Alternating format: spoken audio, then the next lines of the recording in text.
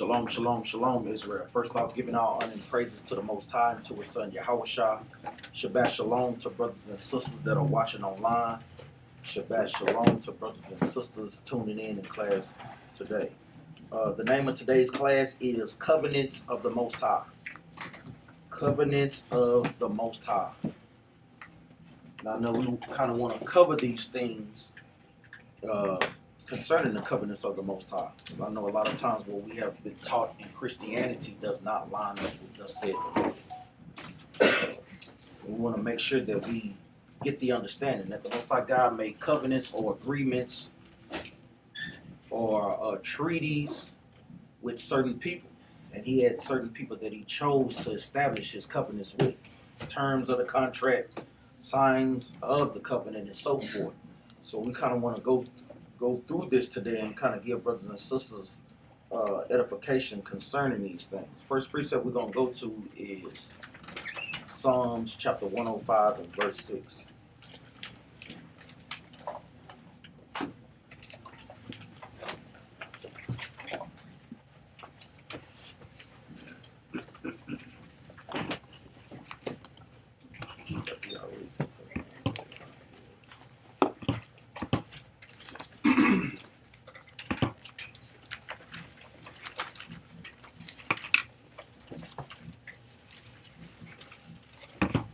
The book of Psalms, chapter 105, verse 6.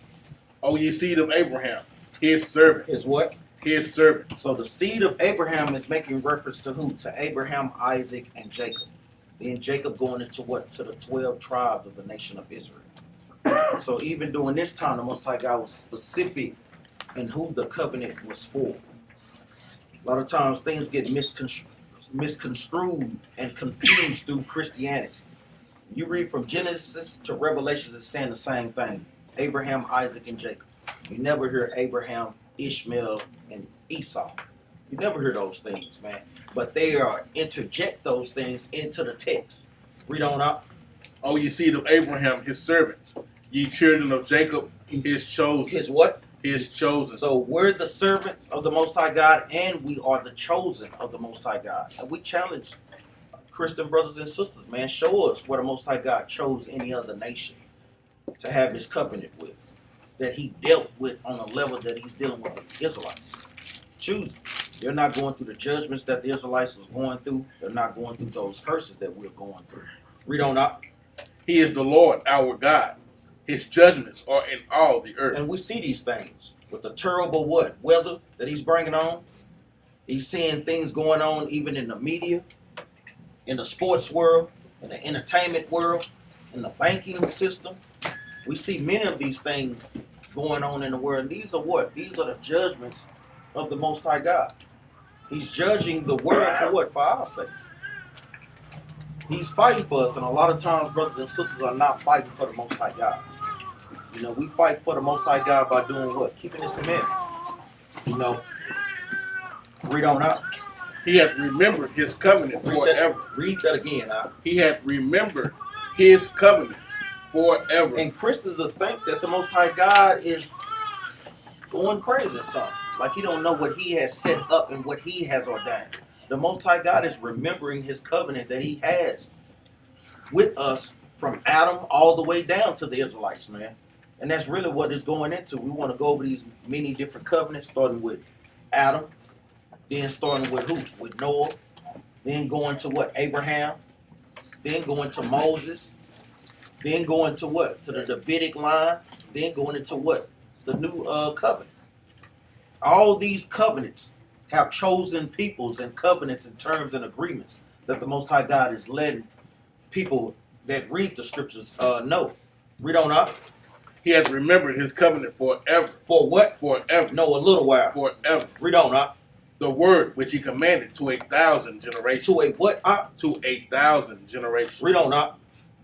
Verse 9. Which covenant he made with Abraham and his oath unto Isaac. Read on up. And confirmed the same unto Jacob for a law. For a what? For a law. So he's constantly doing what? Reiterating himself out of the mouth of what? 2 or 3 witnesses.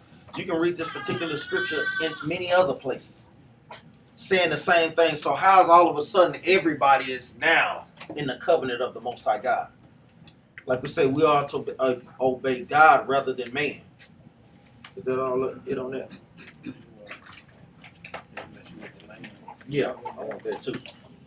Verse 11, saying, unto thee will I give the land of Canaan, the lot of your It inheritance. says, saying unto thee, I will give the land of Canaan. The land of Canaan is making reference to what, brothers? Come on. The land of Israel. Canaan Israel. is Israel. Brothers got to know that. Brothers should know that. The land of Canaan is making reference to Israel. So guess what?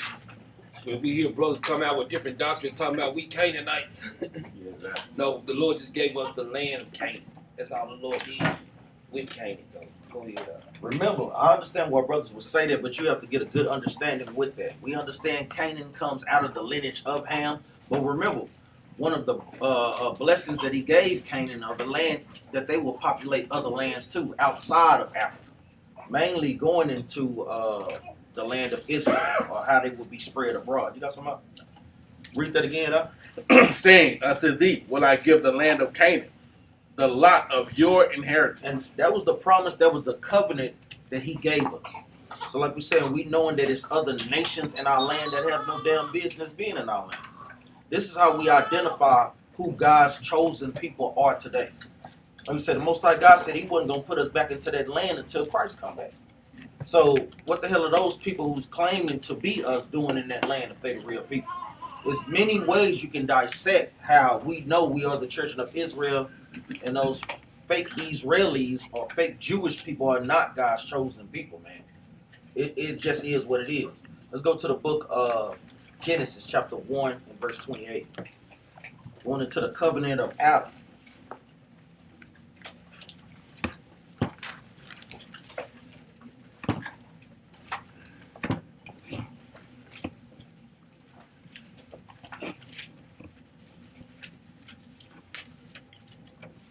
What brother knows what was one of the first covenant that the Most High God made with Adam? Does any brother know? Just ask that. Genesis 4:1.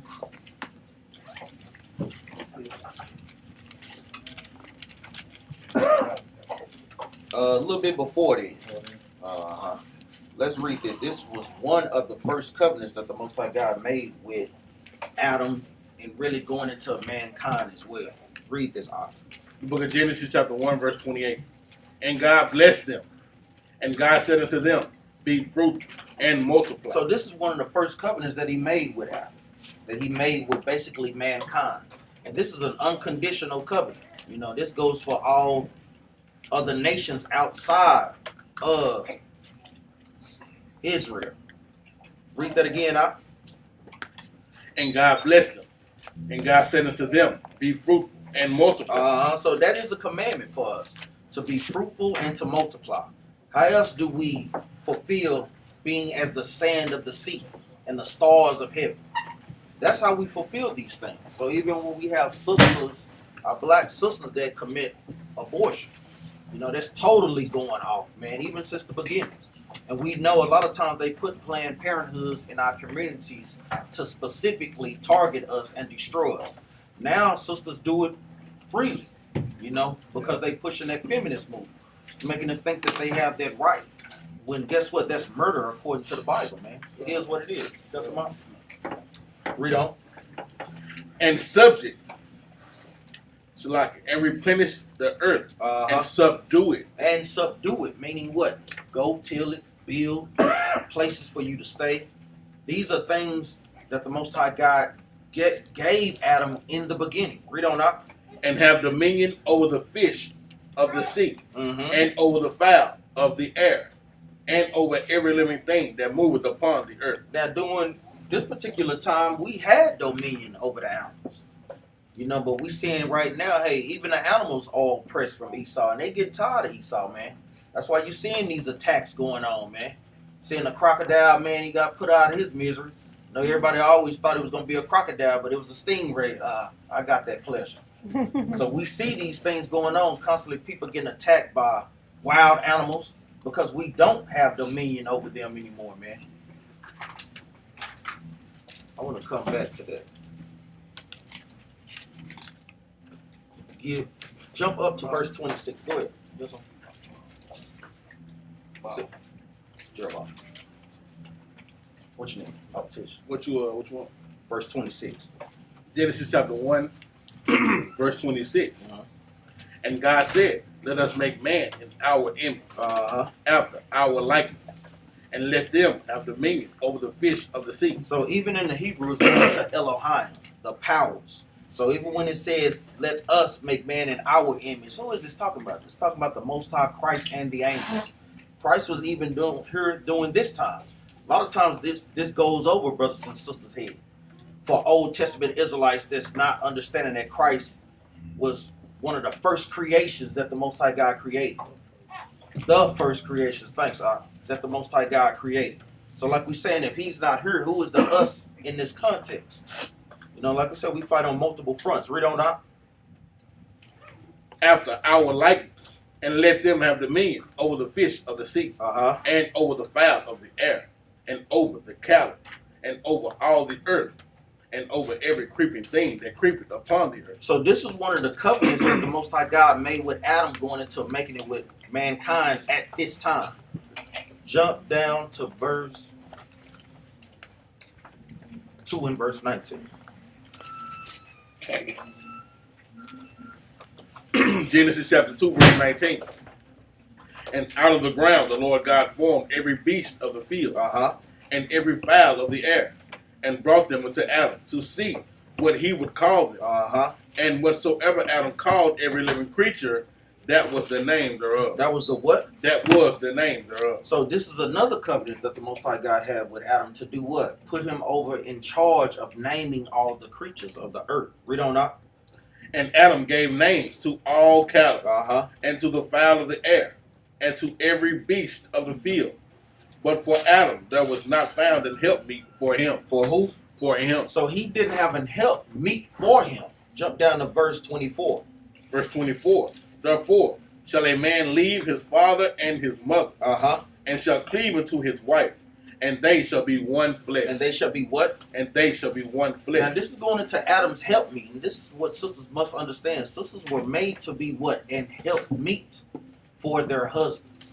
So if sisters are going outside of that, that's out of order. This is the institution of marriage. Marriage was between Adam and Eve, not Adam and Steve. So we understand that we're going to constantly, guess what? Tear down these false notions and these strongholds that are on our people that you can marry the same sex. That's just not according to the Bible, man. And brothers and sisters will be put to death if they're dealing in that particular lifestyle. Read on out. And Adam said, this is now bone of my bones. Read verse 24 again. Yeah. Therefore shall a man leave his father and his mother, and shall cleave unto his wife, and they shall be one flesh. And they shall be what? One flesh. Meaning what? On one accord with one another, man. When brothers and sisters are getting married, you have to put your differences to a side in this thing, man. Especially being in the truth. And that's something that brothers and sisters must meditate on. That's why we all, especially with captains and leaders of particular congregation, we already said, hey, come seek counseling before you even prove them, brothers and sisters. 9 times out of 10, I would say 10 times out of 10, we done seen it fail time after time. 100%. When brothers and sisters are not doing these things don't work, and you constantly seeing problems down the line. Brothers and sisters have to be able to shake that thing. That's why we have harsh rules and policies that we put in place for brothers that are not proving one another. Like I say, if you're not proving one another, then guess what?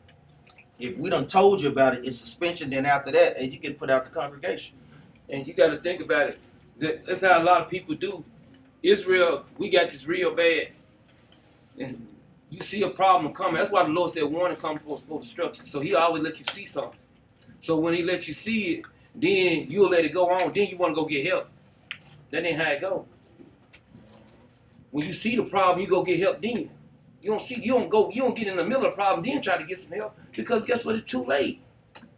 Now you got to go back and fix all of this that happened from the beginning. Trying to fix the things that happened from the beginning. You can't fix things that happened from the beginning because it done already happened. So it's got to start making sense. This is how this walk got to start doing. This got to start making sense. Brothers and sisters get in the middle of something, then won't help. No, get the help before it comes. That's why the Lord say warning come before destruction. So don't say that you didn't see it because you seen warning. Right? Go ahead. Let's go to Genesis chapter 2 and verse 7. Let's get how Adam was the chosen. Genesis chapter 2, verse 7. And the Lord God formed man of the dust of the ground, and breathed into his nostrils the breath of life. The what? The breath of life. Right. And man became a living soul. Going into what? Us getting the commandments. That's what really makes us live. Give me Proverbs chapter 7 and verse 2. That's what makes us live, by keeping the commandments.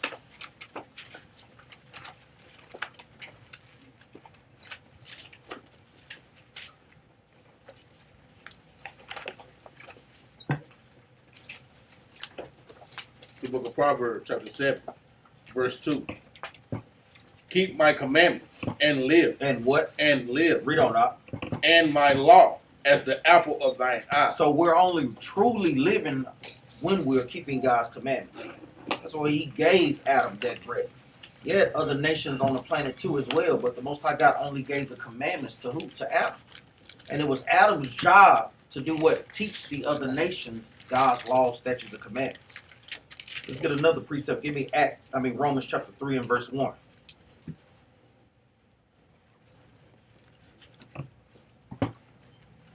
This is why Adam had an advantage, or was the chosen, or was the top man on the planet during this time.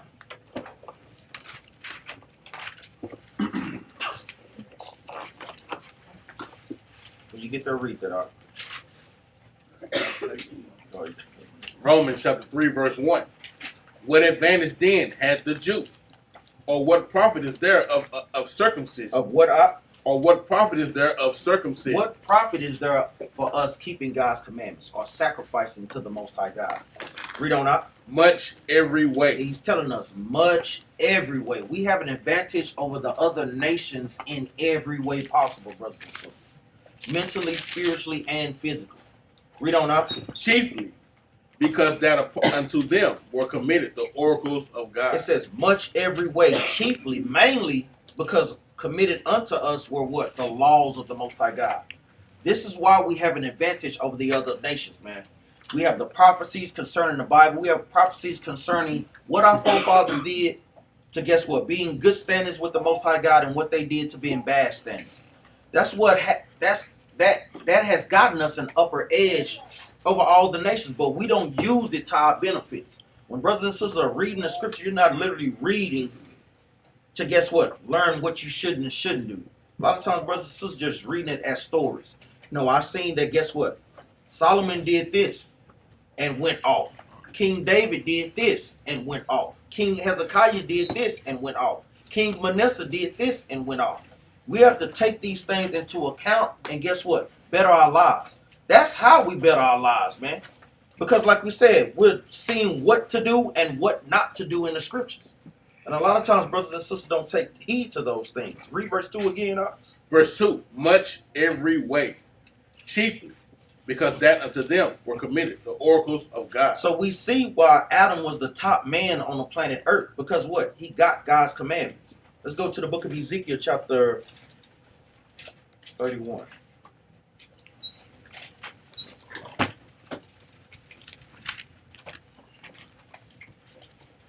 Ezekiel chapter 31 and verse 3.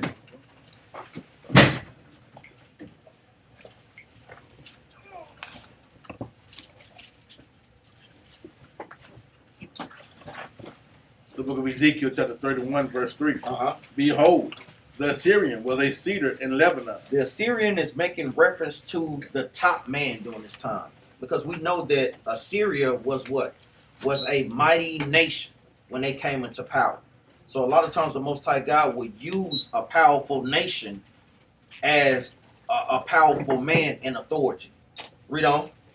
Behold, the Assyrian was a cedar in Lebanon. And we know that the cedar makes reference to what? Men being as what? Trees.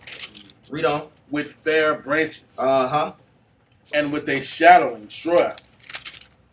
and of an high stature. Meaning what? He was the top man. Mainly because what? He had the commandments. Read on. And his top was among the thick bow. Meaning what? Adam was above all the other nations that the Most High God created. Yes, there were other nations created, and we're going to prove that after this point. Read on. The waters made him great. The what? The waters made him great. Now, what was the waters that made him great? The laws, the word. Let's get that. Ephesians chapter 5, verse 26. That's what made him great, saying the same thing we just read in the book of Romans. And we're going to get other precepts as well. It'll say these are symbolic. These things are spiritual. You ready out? You get to read that. The book of Ephesians, chapter 5, verse 26. That he might sanctify and cleanse it with the washing of water by the word. By the what? By the word. So the word, that water that Adam got was the word. What's found in the word? The law, statutes, and commandments. That's what made him great. That's what makes us great. But guess what? We're not great. What good is it if you know to keep God's law, statutes, commandments, and you don't apply them in heightened situations? This is what the Most High God is putting on brothers and sisters in these last days. It's not enough for you to be in class just taking notes and just going through the motions. Because you can literally make a routine out of that. But what we need to be making a routine out of is applying God's commandments when it's not convenient for us. Brothers and sisters are all cool and that, and when it's something you agree with, but as soon as it's something that you don't agree with, you try to find excuses to go outside of that. And we cannot do that, brothers and sisters. We got to subdue our own understanding in this walk. You got something else? Read on. Oh, let's go back to Ezekiel chapter 31 and verse 4.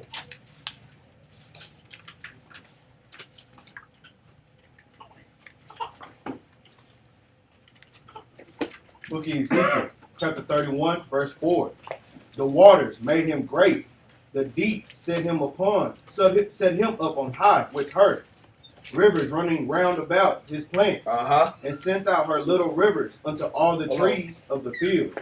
I want to touch on that again right quick because it's a heavy point in it. I know a lot of times brothers and sisters, like he touching on it because this is really a heavy subject.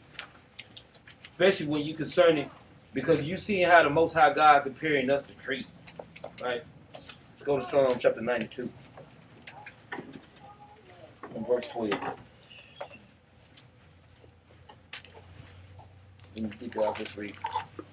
The book of Psalms, chapter 92, verse 12. The righteous shall flourish like the palm tree. Read. He shall grow like a cedar in Lebanon. Going into the same thing, well, I just read, man, right? Read. Verse 13. Those that be planted in the house of the Lord shall flourish in the courts of our God. Because guess what? This is the water that it's talking about, man. When we planted with the Most High God, guess what? When we keeping His commandments, guess what? We gonna flourish, man.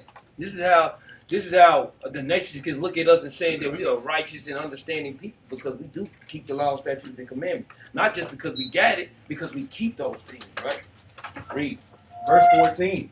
They shall still bring forth fruit in old age.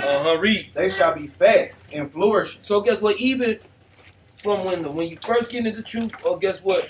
To the going into the end of guess what? When Christ come back, or guess what? Not just the young, but in the old too. Everybody can flourish in this truth. It ain't just for the youth or for the young man to flourish. Anybody can flourish in this truth, right? Read. To show that the Lord is upright. Because the reason why the Lord is showing that if you stay grounded in me is to show that the Lord is upright. It's all about giving glory and honor to the Most High, right? Read. He is my rock, and there is no unrighteousness in him. Read. That's all I want, Mark. Go ahead. Let's go back.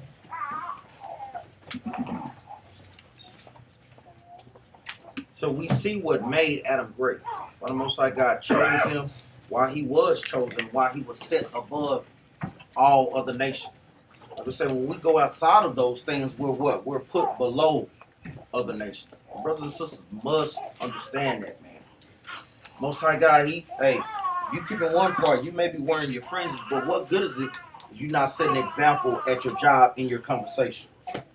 if husbands is not setting an example in their marriages, if wives are not setting an example in their marriages, it's not enough for us to do some of it. We have to do all of these things, man, for us to be considered above all nations, man.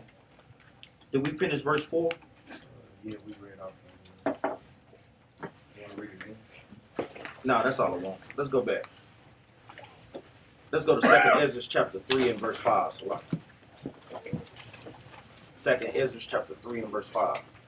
We want to keep homing in the point. What makes us great? Why are we the chosen?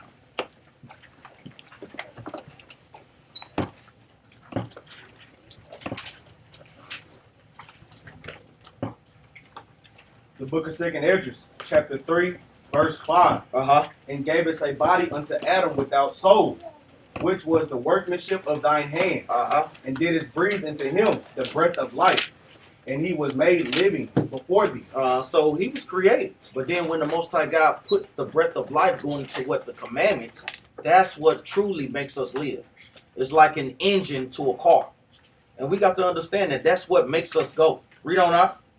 Verse 6. And thou leddest him into paradise. Going into the Garden of Eden. Read on. Which thy right hand had planted. Which thy right hand Christ had planted. Read on. Before ever the earth came forward. And unto him thou gavest commandment to love thy way. To do what?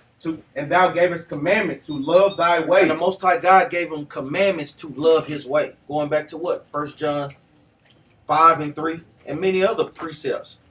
John chapter what? 14 and 15. Wisdom of Solomon 6 and 18, 17. There's many precepts that brothers and sisters know. Read on. And unto him thou gavest commandment to love thy way, which he transgressed. Which he did what? Which he transgressed. Which Adam broke. Showing you that Adam had the commandments. The commandments didn't come by Moses. Adam had the commandments from the beginning. Read on.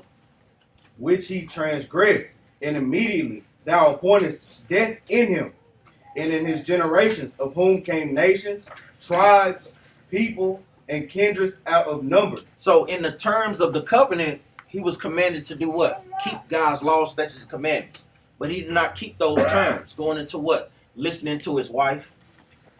Caused them to fall off. Going into the other doctrines of the other nations. This caused Adam to do what? Fall in his job. So he broke the terms of the contract. So what? What was the judgment for that? To live shorter lives. To work hard. We bearing the effects of these things today.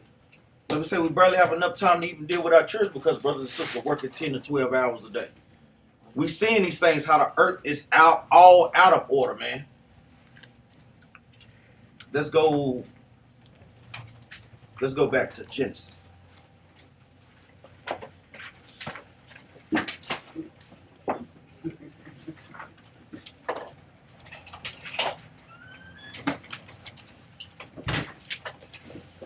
Genesis chapter.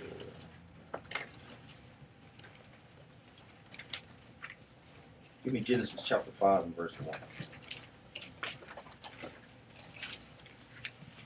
The book of Genesis, chapter 5, verse 1. This is the book of the generations of Adam.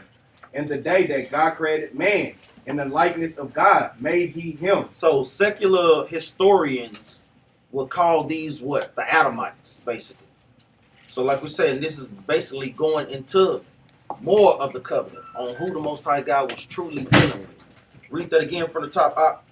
This is the book of the generations of Adam. So it's literally telling you the generations of Adam, the genes that come out of Adam. Read on. And the day that God created man, in the likeness of God made he him. Male and female created he them. Created he them. Showing you that it was what? Other people on the planet Earth. This is something that they still don't understand today. Oh, Cain killed Abel, so I guess Eve slept with Cain. I mean, come on, man. That's incest according to the Bible. So where did Cain get his wife from? I mean, these things make no sense. Give me Genesis chapter 1 and verse 26 again. Brothers can precept Genesis 5 and 1 with Genesis chapter 1 verse 26, showing you that it was it was other people on the planet Earth during the time of Adam. You get to read that. The book of Genesis, chapter 1, verse 26. And God said, let us make man in our image, after our likeness, and let them have dominion over the fish of the sea, and over the fowl of the earth. It says, and let them have dominion. Read on. And over the cattle, and over all the earth, and over every creeping thing that creepeth upon the earth. Read verse 27. So God created man in his own image. In the image of God created he him. He, him. Read on. Male and female created he them. Male and female created he, them. Showing you that it was what? Other people on the planet Earth. Get some more on it. Go to Genesis 4. It's going into the same thing, like when Cain, Genesis chapter 4, verse 13. It's going into the same thing. When Cain killed his brother, what happened after Cain killed his brother? The Most High God cursed Cain, right? But watch what Cain say, verse 13. Read it out. The book of Genesis, chapter 4, verse 13. And Cain said unto the Lord, my punishment is greater than I can bear. Behold, thou hast driven me out this day from the face of the earth, and from thy face shall I be hid, and I shall be a fugitive and a vagabond in the earth. So how would he be a fugitive and a vagabond in the earth with his mother and father? That's the first point, right? Read. And it shall come to pass that everyone that findeth me. Why he said that everyone that findeth me? Because there was more people there than just Adam. Right? He said, everyone that findeth me, because there was more people there, right? Read. Everyone that findeth me shall slay me. Shall slay him. That's so that let you know that it's more people, just more people in the earth than just him, right? Jump down to verse 17. Verse 17. And Cain knew his wife. So now Cain got a wife, right? Read. And she conceived and bare Enoch. And he builded a city. So he building a city for two people? Exactly. It makes no sense, right? And showing you he had the spirit of Esau. Who builds cities today? Esau. Showing you that's why he had to go eastward. When he went eastward into the land of Nod, who you think was teaching him how to build a city? The spiritual demon Satan. So that's where he went eastward. That's why, to get that understanding of those things, to set up cities, to have people in there, guess what, governing those things, paying taxes and so forth. That's a really heavy chapter for another day as well. Heavy chapter, man. So we see the first covenant was going into Adam, going into what? First, multiplying, being fruitful and multiplying, and what else? Getting the commandments, showing that he was a chosen people. He broke the commandments, broke the terms of the commandments, and showing you even in verse 5 how the Most High God was only dealing with a specific lineage out of Adam. That's why it says the generations of Adam. And that's why we covered that, weeks ago, going into basically going into the Shemites. Basically leading Adam to what? To Methuselah, to Lamech, then eventually to who? To Noah. So that would lead us into the next covenant, going into the Noahic covenant, or how they say it or so forth. What do any brother know? What does the Noah covenant consist of? Rainbow. That was the sign of the covenant. That's the sign. Actual covenant. What is the actual covenant? Earth and water again. Well, blood, Let's get that. Start at verse. That's right. We're going to touch on that too. Even going into unclean and clean animals, even Noah had the dietary law. That's what it took him to. A lot of these covenants overlap one another as well, brothers and sisters. Let's go to the book of Genesis, chapter 6 and verse 18. The book of 6 and 18? Yeah. The book of Genesis, chapter 6, verse 18. But with thee I will establish my covenant, and thou shalt come into the ark, thou and thy sons and thy wife and thy sons' wives with thee. So it's literally showing where the Most High God was establishing his covenant with Noah. So even during this time, the Most High God was not dealing with all people like how Christianity teaches us. He says, but with thee will I establish my covenant. A covenant is going into what? An agreement. It says, thou shalt come into the ark, thou and thy sons and thy wife. Meaning what? Shem, Ham, Japheth, and their wives and Noah's wives. That's who the Most High God used to populate the earth. Read on up. Verse 19. and of every living thing of all flesh, 2 of every sort, shalt thou bring into the ark, to keep them alive with thee. They shall be male and female. So I know a lot of times they like, how did Noah get all these animals on the ark? Remember, in Genesis chapter 1 verse 26 and 27, it says, let them have dominion over the animals. Adam had dominion over the animals during that time, all the way up until the time of Noah. Everything was in complete order with the Most High God. Let's prove that. Let's go to the book of, I want to start with Hosea chapter 2 and verse 18.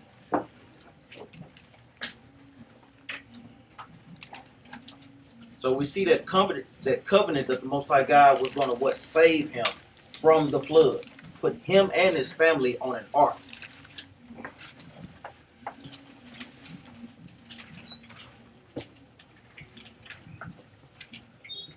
The book of Hosea, chapter 2, verse 18. And in that day will I make a covenant for them with the beasts of the field, and with the fowls of heaven, and with the creeping things on the ground.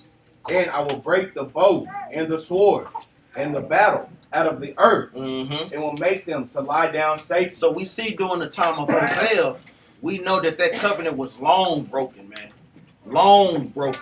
So we're trying to enter back into that covenant eventually in what? In the new covenant. When the Most High God bring Christ to set up the reign of him and the Israelites on the planet Earth.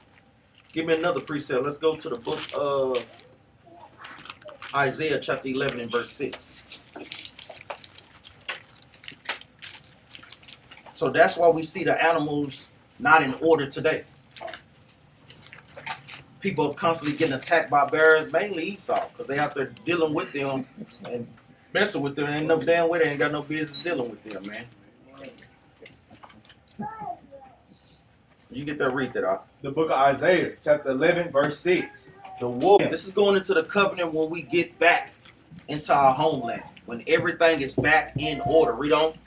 And the leopard shall lie down with the kid. So we seeing these things. We know right now you couldn't put a leopard with a kid, with a goat.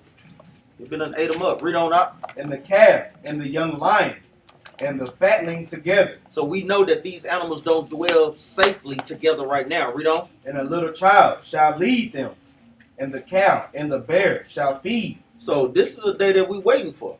It says a little child shall lead them, meaning the children that we have in the kingdom be out there playing with the wild animals, man.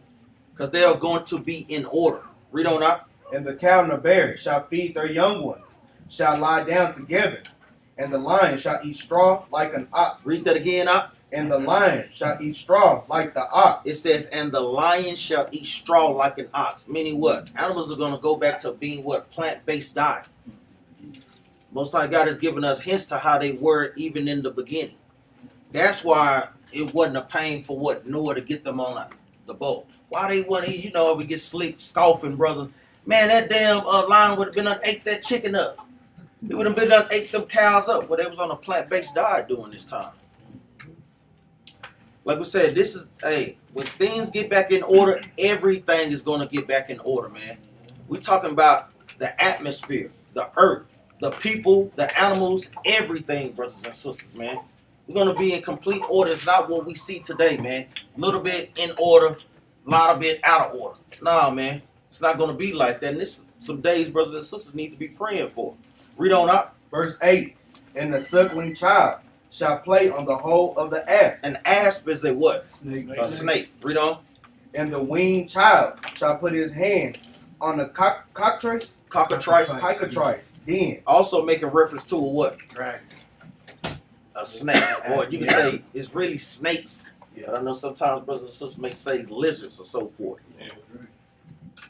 So I know dragons make reference to basically the reptiles, basically. We put it in that sense. Read on up. Verse 9. They shall not hurt nor destroy in all my holy mountains. They should not hurt, meaning what? When they're not going to be bitten with venom, not going to be attacked by lions, tigers, and bears. Oh my, no. Not going to get those things, man. Things going to be in order. You got some? Go ahead. Let's go to Psalms chapter 8 right quick.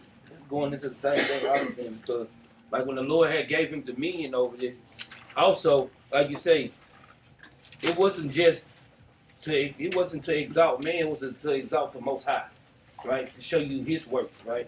Psalm chapter 8 and verse 6, right? Read this. The book of Psalms, chapter 8, verse 6.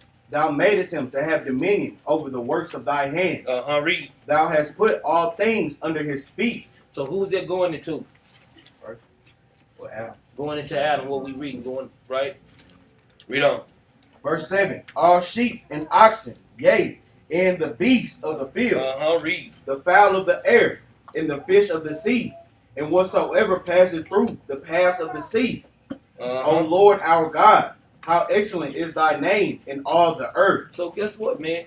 That's why the Lord gave him dominion over it, right? Because the Most High God put His name in it. Just like the same thing He said He put His name in what the angel. That's the same thing He was talking about when He put put His name into Adam, into all the beasts of the field, and all the fowl of the air, and of the sea. He had dominion over. So when He was telling, hey, whatever He commanded them to do, that's what was gonna happen, man. Right? Because the Most High God had His laws there, right? Go ahead. Let's go back to the book of Genesis, chapter 6. And verse, you have something? No. That was a great precept that I brought out.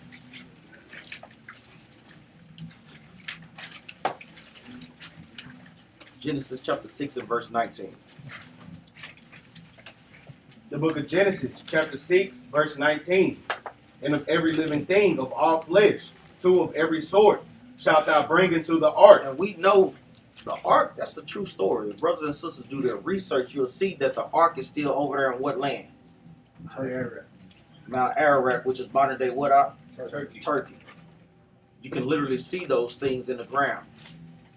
It's basically petrified in the ground. Has the same measurements, has the same width and diameter. Same measurements, man. Like, that's not a coincidence. Most High God is literally leaving those things for a sign. But you think Esau put that out there for people to know? No. Because if the Noah's Ark is real, then guess what? God's chosen people is real too. That's the thing. Go ahead, read on. To keep them alive with thee.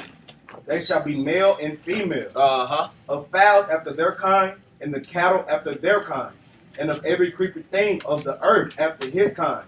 Two of every sort shall come unto thee, to keep them alive. Uh-huh. And take thou unto thee of all food that is eaten, and thou shalt gather it to thee, and it shall be for food for thee and for them. Uh-huh. Read on. Thus did Noah, according to all that God commanded him, so did he. So this is what we're showing where the Most High God was giving him the what? The covenant to be saved from the flood. He wasn't dealing with all nations because guess what? He killed them. Let's go to the book of... go ahead. Go to 7. No, we're going to go back. Oh, okay. Yeah, you know we're going back to that thing. Let's go back. Let's go back.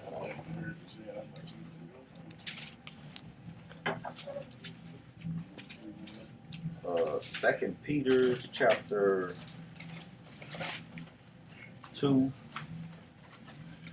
and verse 5.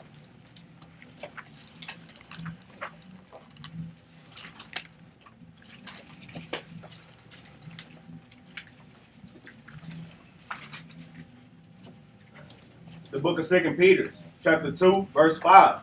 And spared not the old world, but saved Noah, the eighth person. Meaning the eighth person from Adam. Read on. A preacher of righteousness. Meaning what?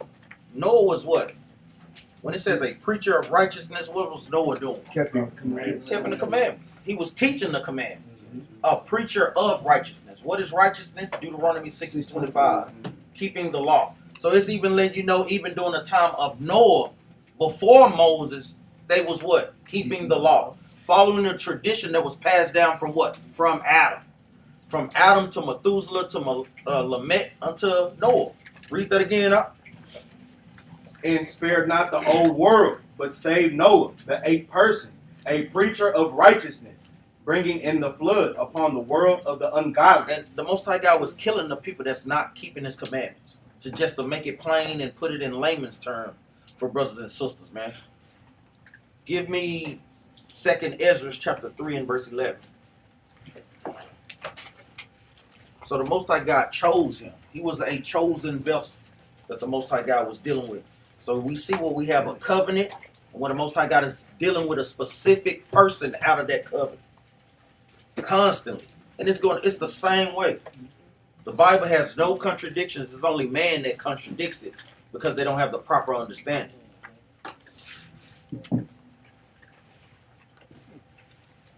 When you get that, read that. The book of 2nd Esdras, chapter 3, verse 11.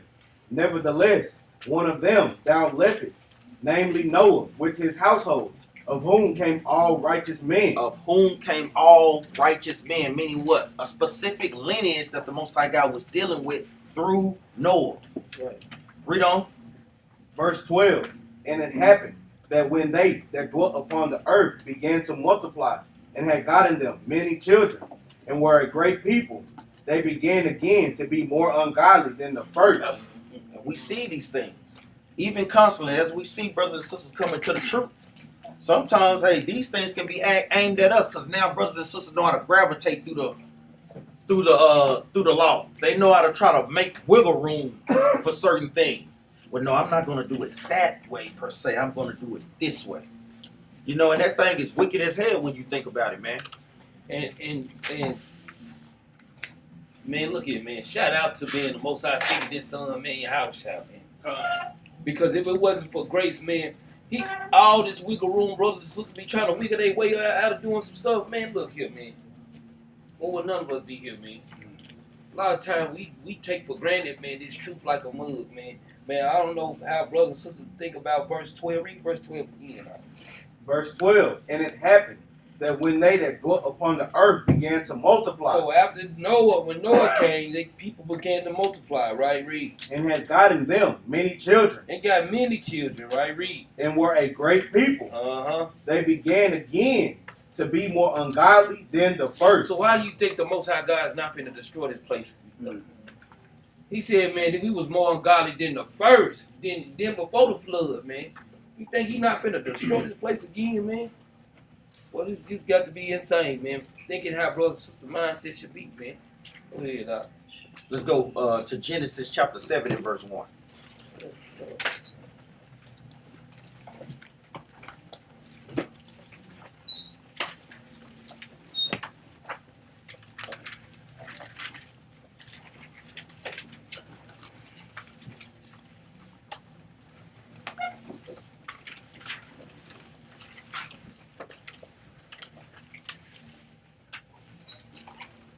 So we see in chapter 6 saying that they brought the animals on 2 by 2.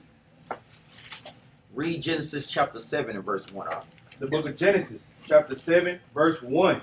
And the Lord said unto Noah, Come thou and all thy house into the ark, for thee I have seen righteousness before me in this generation. Meaning who were keeping the commandments. Read on. Of every clean beast. Read that again out. Of every clean beast. Of every clean beast. Letting you know that they had the what? The dietary law during this time. Read on out. Of every clean beast thou shalt take to thee by 7. By what? By 7. Now, why was he taking every clean beast by 7? Because they was going to be on the ark for a long time. And they needed food to what? To eat. And you know, wicked ass Esau and the what you call it? Theological school, theological school, whatever.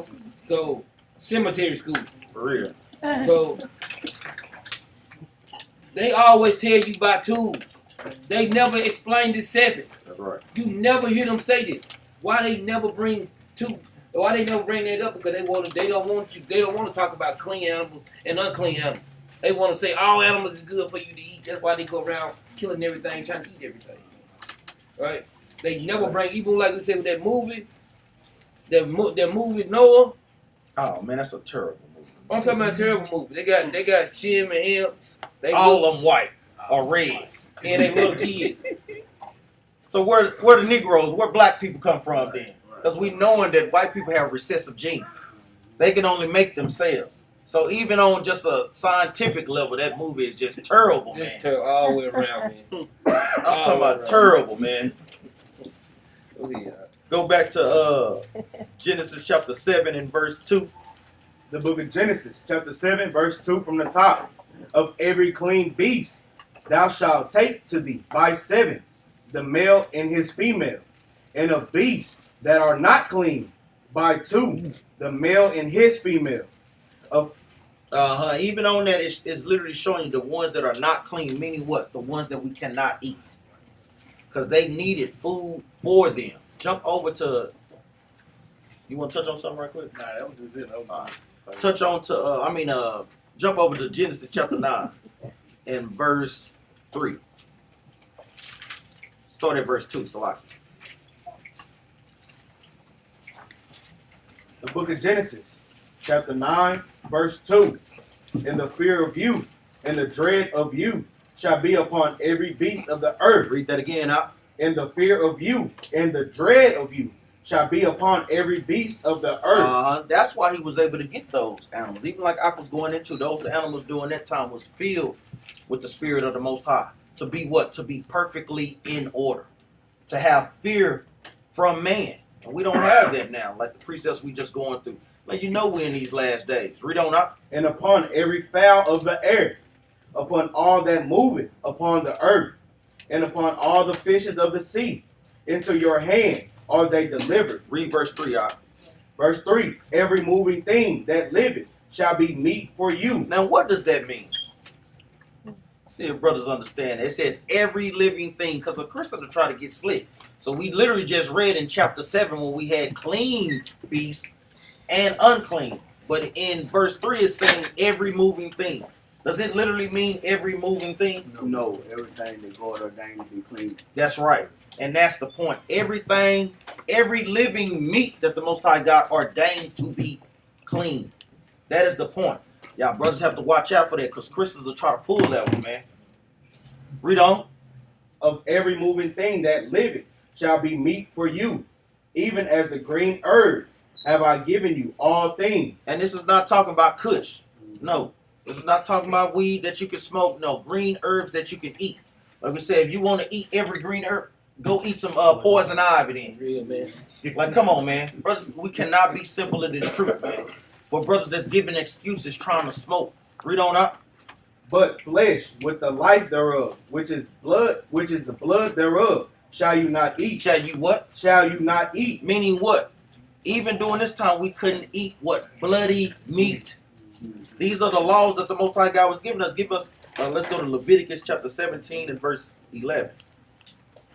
Through that, Noah had the laws. Adam had the laws.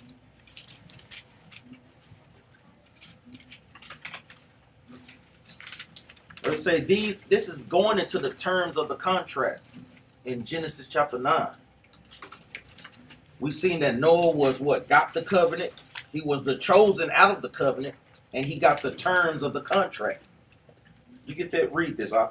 The book of Leviticus, chapter 17, verse 12. Therefore I said unto you, children of Leviticus Israel. 17 and 11. Oh, 11. The book of Leviticus, chapter 17, verse 11.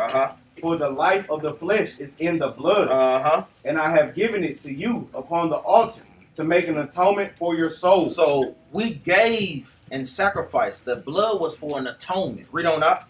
For it is the blood that maketh an atonement for the soul. So that's why we couldn't eat the blood. Read on up. Therefore I said unto you, children of Israel, no soul of you shall eat blood, neither shall any stranger that sojourneth among you eat blood. Eat what? Eat blood. You got some? Go ahead. Jump down to verse 14. Verse 14. For it is the life of all flesh. The blood of it is for the life thereof.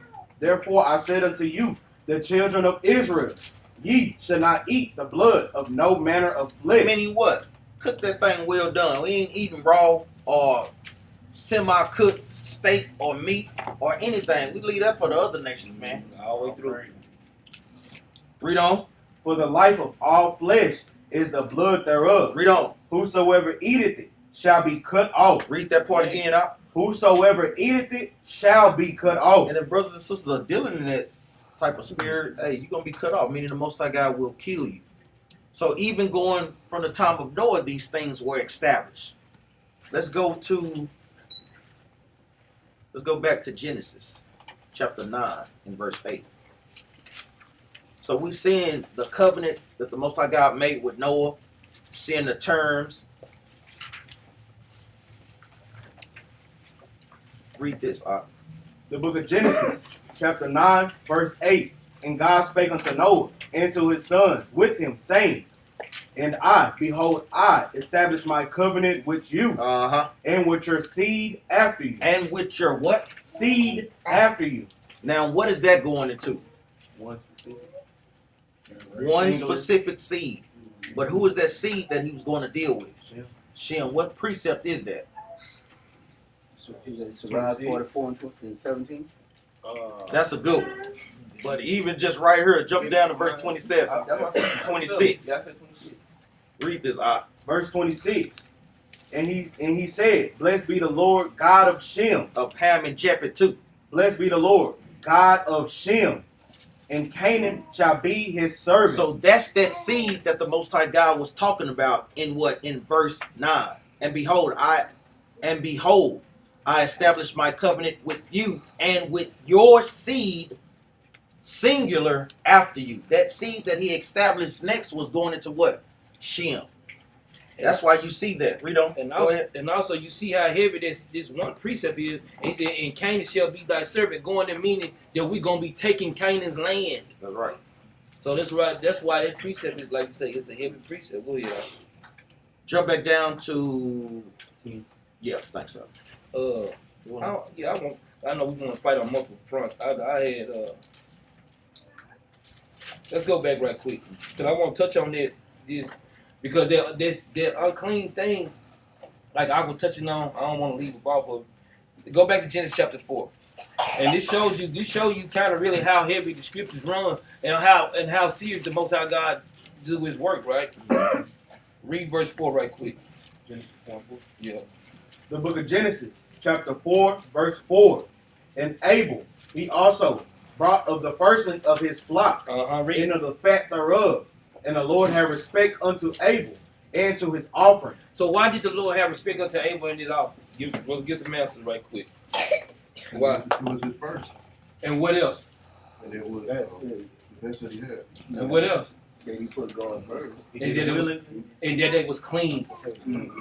Right? We approve that. Go to Genesis 8 and 20. It goes into the same thing. Because the laws of God never change. So watch out Noah when he built this altar. Read that. The book of Genesis, chapter 8, verse 20. Mm-hmm. And Noah built an altar unto the Lord, and took of every clean beast. Now you see how he say he took of every clean beast, right? Read. And of every clean fowl, and offer burnt offerings on the altar. So guess what? He took clean animals and made what? Sacrifices to the Most High God. So it wasn't just the clean animal was symbolic. It wasn't just the clean animal was symbolic for food. It was symbolic for sacrificing too. Mm-hmm. So that's the reason why he had respect unto Abel's offering too, because he chose clean animals and he did it the right way, right? Well, sister, get that. Go ahead. That's a great point that I touched on. Solidifying more that they were what? Keeping the commandments. That's the whole point that we're constantly trying to home in. They was doing what? Acts of the Lord. Commandments, covenants, things that's contained in the covenants of the Most High. Let's go back to Genesis chapter 9 and verse 9. The book of Genesis, chapter 9, verse 9. And I, behold, I will establish my covenant with you and with your seed after you. Going into what? Shem. The Most High God was not dealing with Ham, and he was not dealing with Japheth. So how in the hell can we be Hamites, man? I mean, it just makes no sense, man. When we're the only ones out there being able to break down scriptures correctly. The only ones that's out there doing what? What the Most High God is commanding us to do. Read on up. Verse 10. And with every living creature that is with you, of the fowl, of the cattle, and of every beast of the earth with you, from all that go out of the ark, to every beast of the earth. And I will establish my covenant with you. With who? With you. Read on up. Neither shall all flesh be cut off any more by the waters of a flood. Neither shall there any more be a flood to destroy the earth. It says, and I will establish my covenant with you. Neither shall all flesh be cut off any more by the waters of a flood. So we knowing that the Most High God killed all of mankind except for Noah and his family by a flood. We know it's not going to happen anymore, but this time it's going to be by what? By fire. Like we said, brothers and sisters want to take heed to those things, man. Let's go get there. Let's go to the book of 2 Peter, chapter 3 and verse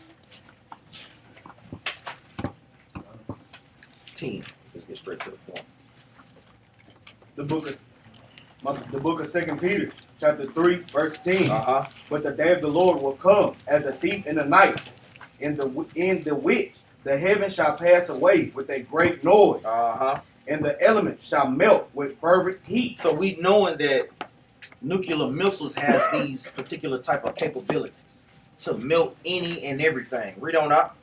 The earth also and the works that are therein shall be burnt up. Shall be what up? Shall be burnt up. Verse 11 is the point. Read on. Seeing then that all these things shall be dissolved, what manner of persons ought ye to be in all holy conversation and godliness? And that was a good class, even what Brother Yaakov went into. What manner of people are you to be in all manner of holy conversations and godliness? Because we know, brothers and sisters, you can put on the front up in here amongst the captains, amongst your fellow brothers and sisters, but what are you doing when you go home? Are you ill-talking brothers and sisters when you go home? Because a lot of times you may thinking that we not hearing it, but who's hearing it? The Most High God is hearing it. Right. The angels are hearing it, and they ain't doing nothing but writing it down. Now, if you bold enough to say you don't give a damn about doing that, even in the sight of the Most High, well, that's something that's bold, man. That's bold, and brothers and sisters must check their spirits. And they let us know, like we said, the brothers and sisters are dealing with those particular things. That's a lot of times that's why you can't get your spirit checked. Can't get it together, man, because you are dealing with things at the house when you're alone. Like I said, you're not using the avenues and the weapons that the Most High God has given us. Prayer, fasting, and applying. A lot of times, brothers and sisters, you may pray and fast, but are you applying the scriptures in real time? And that's the reason, like the Lord say, that's the reason why even it's pivotal that brothers and sisters in marriage even to be on point with each other. Why? The Lord said so your prayers will not be hindered. Do brothers even think about that? When they think they going through something, why you think you're going through something? For real, man. You're going through something because you doing something. It ain't because what the Most High God doing. He tell you that don't do it because your prayer's gonna be hindered. So you praying for nothing. So don't get this twisted. You got commandments and you got laws to do. You got to get up out of your own feeling and on your own way and do what God say to do. Right? Go ahead. That's the point. You got something? Go ahead. Not just that, but also in order too, man. Like I said, man, you cannot make something crooked into something straight, man. You can't start out with something crooked and then try to bend it right. It needs to be already bent right. So then when they do get there, and then y'all get into these little problems, now you want to be upset about the situation when you should be upset at who? Yourself. That's right. Because you didn't do the thing in order. And you see time and time in the Bible, when we do things in order, the Most High work. Right there with you. When you do the stuff in order, the Most High is right there with you. Even with Saul, man. Come on, let me get this precept right quick, man. Let's go to Samuel. 1 Samuel 10.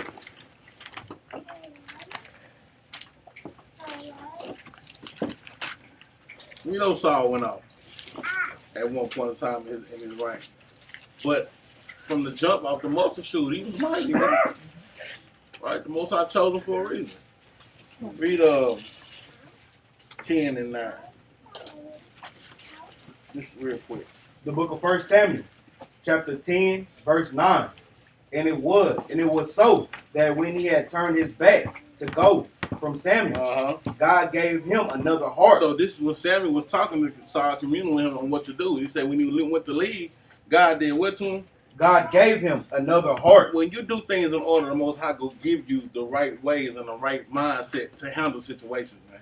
That's how we see a lot of times when we talk about brothers and sisters proving themselves, because when you go outside of the order, then guess what? You're going to have that same heart. You're going to have them same thoughts. You're going to have them saying, well, forget this nigga, forget this hoe, or whatever the case may be. Let's be real. But this nigga pissed me off, or this pissed me off, right? You're going to have that same mindset. We know your heart is your what? Man. So God gave Saul a new what? A new mind on things, on thinking of things. When you go in order, you get a new mind on things. That's even when this ain't even just talking about relationship. This talking about within your walk too. That's right. You know what I'm saying? Handling your business as being what? A sister of the Most High, or being a brother of the Most High, being a teacher of the Most High, or being just in submission of the Most High. He'll give you a new heart, man, a new mind or attitude of things, but you gotta let him lead. We always want to say that we let the Most High lead, but we really don't, man. That's right. And it shows because we don't have that new mindset, right? And then like I said, that's a true point. Because a lot of times brothers like to want to rule, but they not submitting to the Most High. That's right. I'm talking about that's a strong thing in Israel. Like with men, we have a problem with ourselves, man. We got a problem. Guess what? And brothers got a problem putting checks and balances on themselves. That's right. Because you'll do some stuff and you'll forgive yourself so damn quick. Yeah, I did. Well, I'm just have to go on and repent about it. No, man. You should have did it in the first place. Right? It's all about putting checks and balances, man. Go ahead. That's all I want. All right. Let's go back to the book of Genesis, chapter 7. Touch on this point real quick. 7 and verse 11. So like we say, we went from Adam's covenant, the terms, him being the chosen, to what? To Noah's covenant, the terms, him being the chosen. Go to the book of Genesis, chapter 7 and verse 11. The book of Genesis, chapter 7, verse 11. In the 600th year of Noah's life, in the 2nd month, the 17th day of the month, the same day were all the fountains of the great depth broken up. Jump over to Genesis chapter 8 and verse 3. The book of Genesis, chapter 8, verse 3. And the waters returned from off the earth continually after the end of 150 days. The water were abated. Read verse 4. Verse 4. And the ark rested in the 7th month, on the 17th day of the month, upon the mountains of Arad. So brothers should already know where I'm going with this question. If brothers is in the spirit, where am I going with this question? The brothers don't know. How many months, how many days are in a month? How do we know that? 3 times 12. Based off of what? You say it again, Op? Because 30 times 12. Based off of what we just read. We just read it. I heard a man. You hear the math? I heard a man. We do the math. But use the math coupled with What we just scriptures. read, yeah. Read verse 7 and 11 again. Book of Genesis, chapter 7, verse 11. In the 600th year of Noah's life, in the 2nd month, the 17th day of the month. In the 2nd month, the 17th day of the month. Read on. The same day were all the fountains of the great deep broken up, and the windows of heaven were open. Now jump over to chapter 8 and verse 3. Genesis chapter 8, verse 3.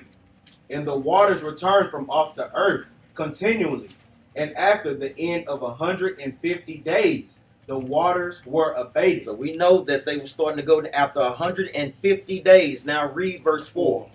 And the ark rested in the 7th month, on the 17th day of the month. In the 7th month of the 17th day of the month. So how do we know it's 30 days in a month? Because 30 times 12 is 360. Boy. Remember in You chapter just read it. chapter 7 and 11. Second month to the 7th month is 150 days. That's right. Remember it said the 2nd month on the 17th day, right? Mm-hmm. Then you go into 8 and 3 and 4 and it says on the 7th month Of on the 17th day.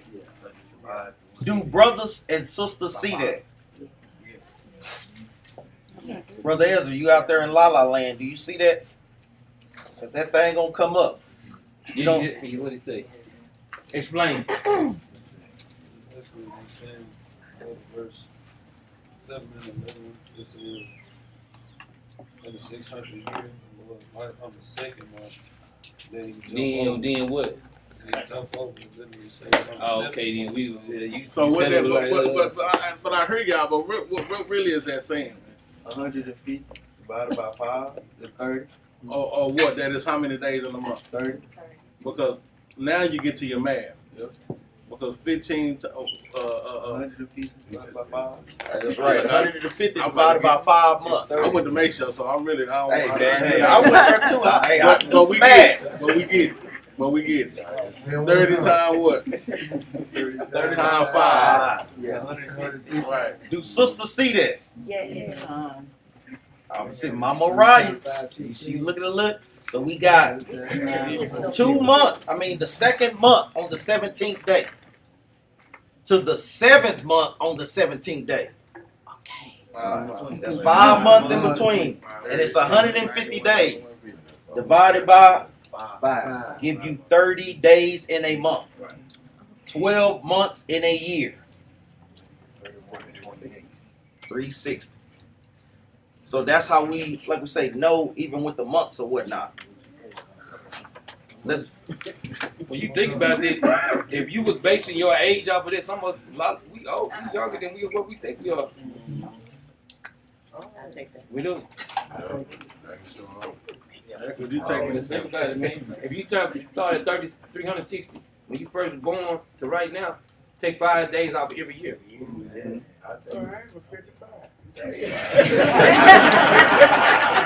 Okay, brother Darren. Yeah, you better. Some brothers and sisters better not say that, but they'll lose their retirement. Be careful. How old are you, bro? Don't worry about it. We say even on top of that, we don't want none of you older brothers complaining about y'all legs. No, they 5 years younger, man. They certain years younger, man. Just to have a joke, but hey, that thing is heavy though with that. What is the token that? What is the token of the covenant with Noah? A token is a sign. What was the sign? The rainbow. The rainbow that he won't flood the world. Exactly. So we understand that the rainbow is the sign. It's not for the LGBT XYZ community, man. They done took that and done blaspheme what the Most High God has made that for. So when brothers and sisters seen rainbows outside of when it rains, hey, be throwing up prayers for that thing. Because you know many so-called blacks and Latinos can't even swim.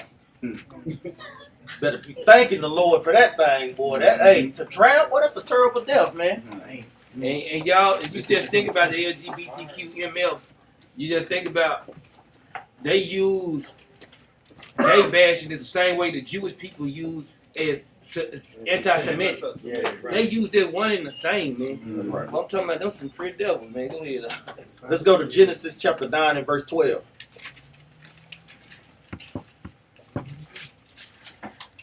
The book of Genesis, chapter 9, verse 12. And God said, "This is the token of the covenant which I have made between me and you, and every living thing, and every living creature that is with you, for a perpetual generation." For a perpetual generation. Read on. "I do set my bow in the cloud, and it shall be for a token of a covenant between me and the earth." No, between the LGBT XYZ community. Amen. Between me and the earth. Now, it's a symbol or a sign that the Most High God won't what? Destroy the earth by water anymore. Read on. "And it shall come to pass, when I bring a cloud over the earth, that the boat shall be seen in the cloud. And I will remember my covenant, which is between me and you, and every living creature of all flesh. And the water shall no more become a flood to destroy all flesh." So all praise for that thing. But we know that this one that's coming up next is fervent heat, man.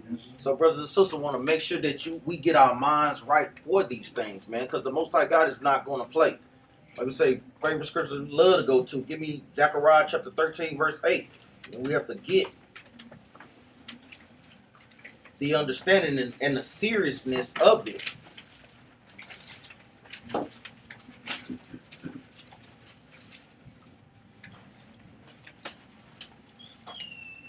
You get to read that out. The book of Zechariah, chapter 13, verse 8.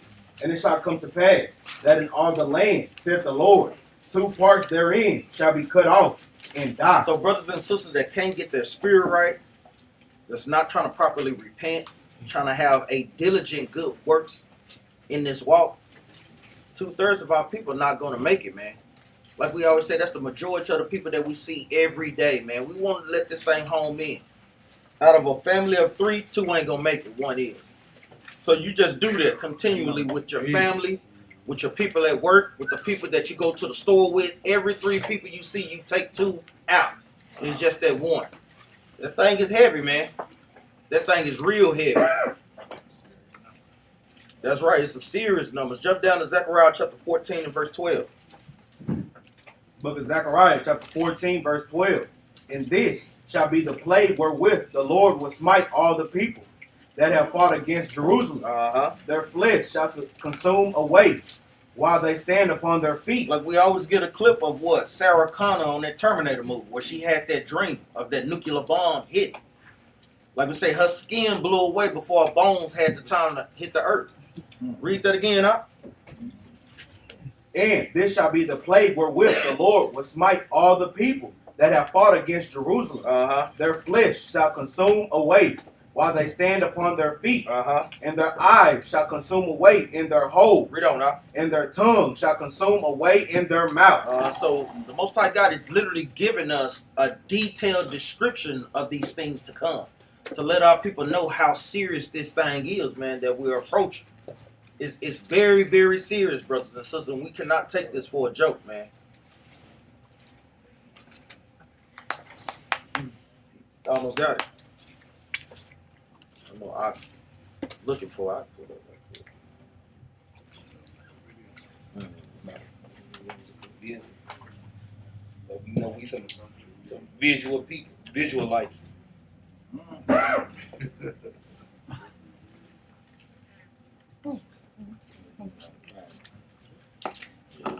already programmed in, boy.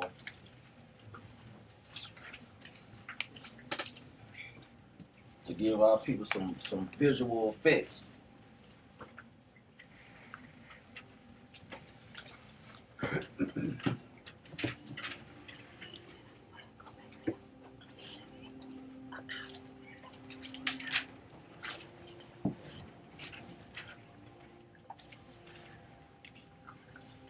So this is the scene that we talk about. I know we always. We at the movies or something. It shows up. Turn those lights back up. It shows up. Some people, man, y'all real cute acting, man. Y'all real cute, man.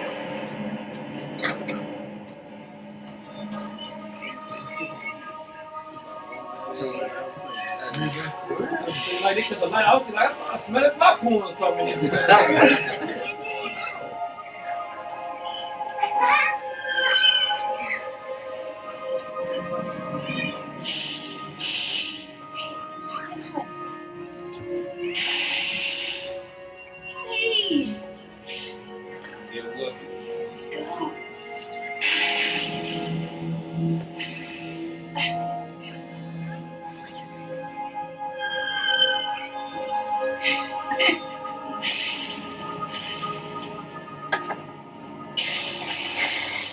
That's us trying to warn the people. Wake up! Well, it's too late, man.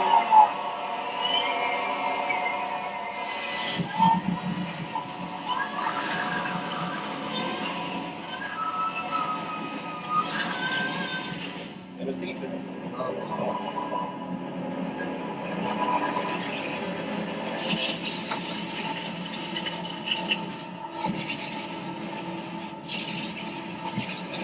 They're the teacher.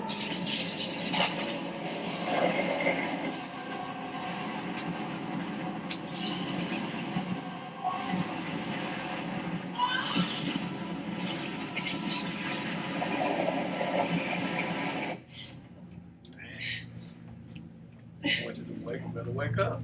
Hey, gotta wake up for real. And we see this because, like we said, a lot of times brothers and sisters think it's a game. Even on that, we could give the effects. It's even going to happen, and people still ain't gonna repent. So it's that thing is heavy, man. That's what Christ was talking about. Matthew chapter 24. That thing heavy, man. Matthew chapter 24 and verse 38. Wait, we go back. We get that out. Let's read it. Like you say, that same thing Christ was trying to explain too. The same thing we trying to explain to our people too. Man, read that verse 38. Okay. The book of Matthew, chapter 24, verse 38. For as in the days that were before the flood. Uh-huh. They were eating and drinking, marrying and giving in marriage, until the day that Noah entered into the ark. Guess what, man? They was living their best life. They weren't going back and forth with these niggas, man. But when Noah entered into their ark, though, right? Read. And they knew not until the flood came. But they didn't know until the flood came, man. Just like that fervent heat, people not gonna know until that fire hit, right? Read. And took them all away. Mm-hmm. So shall also the coming of the Son of Man be. So, like, guess what? When Christ come back, this is exactly how it's gonna be. Everybody gonna be sitting there chilling. You ain't gonna get a chance to do nothing. Here it come. Here it come. That's why it's pivotal that brothers and sisters get this thing together. Because guess what? You ain't gonna know when it come. It just gonna come. And here it get. Guess what? You know how Christ can reach your thoughts and everything. Guess what? You make it to the fire, he still can reach your thoughts and all that stuff. Everything gonna have to be in order. And you gonna have to accept whatever that done just happened. If you be the one that's still here, you're gonna have to accept what happened. Because he gonna kill a lot of people. And you're gonna have to deal with it. Man, you killed my mama, yeah. They were just talking about your mama a little while ago. The Lord just killed your mama. What you gonna do now? Right? Go ahead. Let's touch on this Abrahamic covenant. I know this is one of the heavy ones. Because Christians will use this to do what? Try to lump all races, kindreds, and tongues into this covenant. So brothers want to make sure that they're really paying attention. You know, you already got precepts on it. But you want to make sure you understand on how to break it down when being faced with this out on the streets. To give that understanding of what brothers and sisters may have, or your family members and so forth. Let's go to the book of Genesis chapter 13 and verse...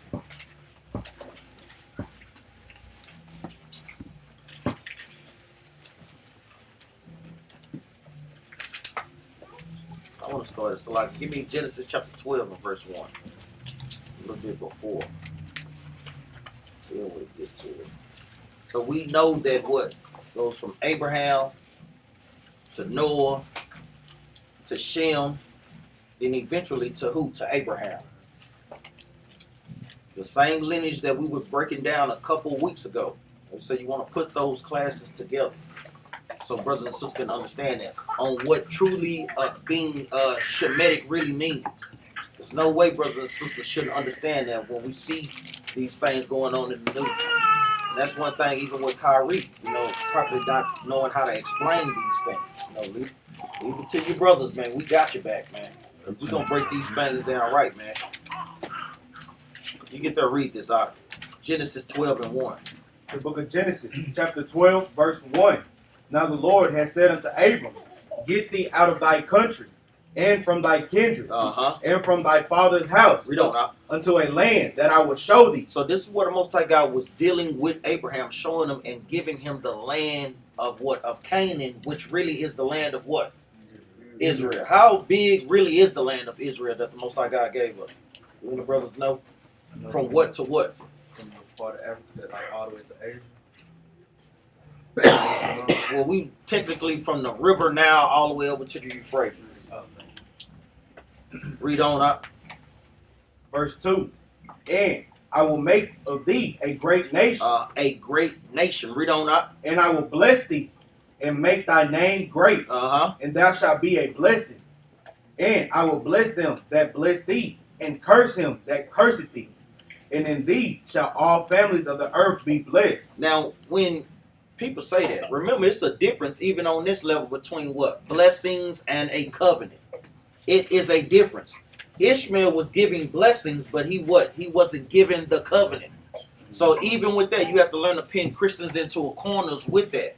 Hey, blessings is different from a covenant. Yes, the Most High God blessed other nations, but even in this is really going into the Israelites on a deeper level. Jump down to chapter 13 and verse 14. The book of Genesis, chapter 13, verse 14.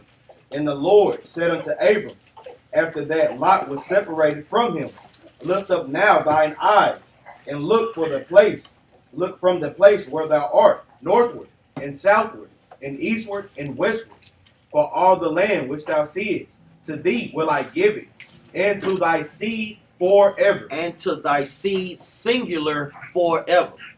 Give me Galatians chapter 3, verse 16. So this is the part of the covenant that Abraham got, that we will what? Get the land of Israel. And that what? Through him will the Israelites be blessed. And we're going to touch on that, all nations, or all the families of the earth. We're going to touch on that.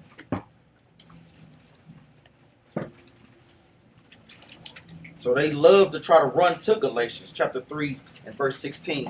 But it's saying the same thing that we just read in the book of Genesis chapter 13 verse 14 and 15. Read this out. The book of Galatians, chapter 3, verse 16. Now to Abraham and his seed were the promises made. Now to Abraham and to his seed. His seed is going into what? Isaac and Jacob and the Israelites. That's who his seed is going into. Read on.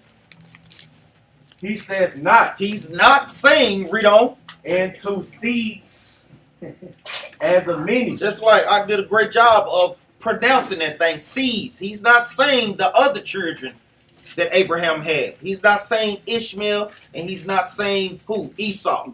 And the other sons that he had with Keturah. He's not saying those people, man. That's literally what the scripture is saying. Read that again. He said not, and to seeds as of many, but as for one, as of one, and to thy seed, which is Christ. And we know Christ is of what? Of the tribe of Judah, out of the nation of Israel. I mean, it's no doubt in those things, man. Give me Sirach chapter 44 and verse 19. So we have to instantly pin Christians in a corner with these things, man, and give them the correct understanding.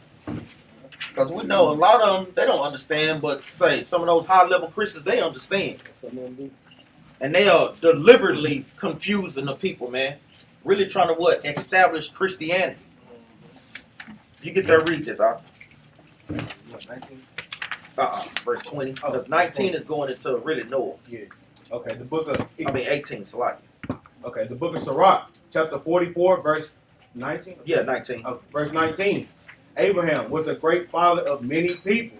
In glory was there none like unto him, who kept the law of the Most High. No, Abraham didn't have the law. Who kept the law of the Most High. It's telling you Abraham had the law, and he kept the law of the Most High. So we even have to squash that thinking that, guess what, the laws came by Moses. No. They have always been on the earth since the time of Adam. Read on. And was in covenant with him. He established the covenant in his flesh. How did he establish the covenant in his flesh? Through his belief. Through circumcision. Okay.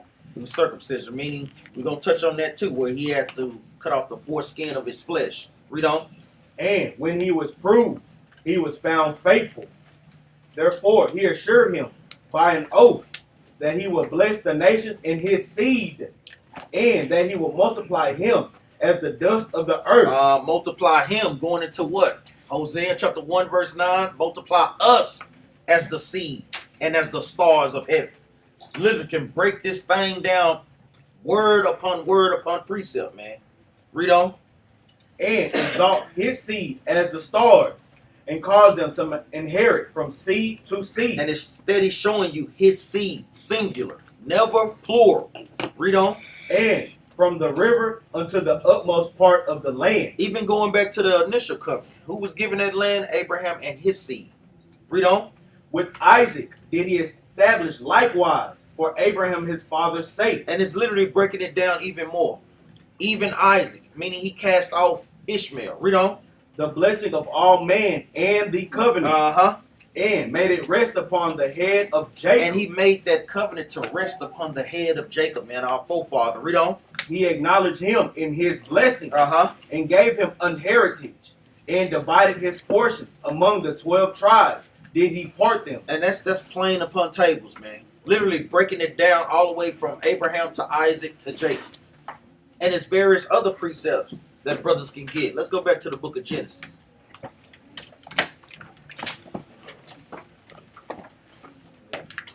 This right here couple on the line all the way. I'm talking about all the way out.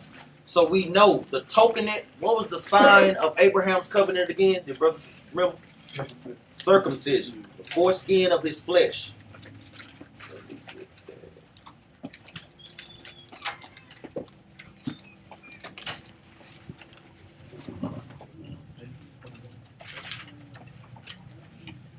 Nah, I want the foreskin. Let's see. What you said? Say it again. Genesis 21:4. Oh, no, 40 was circumcised. Yeah. oh, 12. Let's see. Yes, let's get that. Now, matter of fact, start at verse 17 and 1 out. The book of Genesis, chapter 17, verse 1. Uh-huh. And when Abram was 90 years old and 9. So, meaning what? Most High God can come to any older brother, any older sister. You're never too old to come into the knowledge of this truth, man. Never too old, man. Now, I know a lot of times it's kind of hard to teach an old dog new tricks, but guess what? Nothing is impossible with the Most High, man. Definitely hard. So go ahead. You hear me? Read on, huh? The Lord appeared to Abram and said unto him, I am the Almighty God. Walk before me and be thou perfect. Meaning what? Keep my commandments and be perfect. Read on. And I will make my covenant between me and thee, and will multiply thee exceedingly. Uh-huh. Read on. And Abram fell on his face, and God talked with him, saying, As for me, behold, my covenant is with thee, and thou shalt be a father of many nations. Uh-huh. Neither shall thy name any more be called Abram, but thy name shall be called Abraham. Uh-huh. For a father of many nations have I made thee. And this is another point we always must touch on. Abraham is the father of many nations, but he's not the father of what? All nations. Japheth don't come up out of him. Ham doesn't come up out of him. So even just on a Christian notion, that can't stand, man. That's the whole point. Brothers have to learn Bible history and Bible context. So you're not able to be caught up in those things, man. You have to remember that point. All nations don't come up out of Abraham, man. So that couldn't be talking about all nations. Jump down to verse 6. Verse 6. And I will make thee exceedingly fruitful, and I will make nations of thee, and kings shall come out of thee. Meaning what? We are a kingdom of priests. We are kings and priests. Right. That's why one of Christ's titles is what? Lord of Lords and King of Kings. Christ is the King of us because we're what? Kings. Read on up. And I will establish my covenant between me and thee, and thy seed after thee, And it's steady saying seed.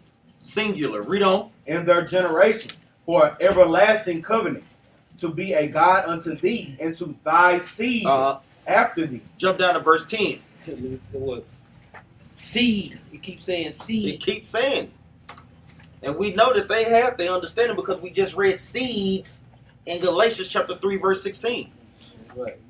Read on up. Verse 10. This is my covenant, which ye shall keep between me and you, and thy seed after thee. Every man-child among you shall be circumcised, Read on up. and ye shall circumcise the flesh of your foreskin, and it shall be a token of the covenant between me and you. A token is going into what? A sign. So the sign for Noah is the rainbow.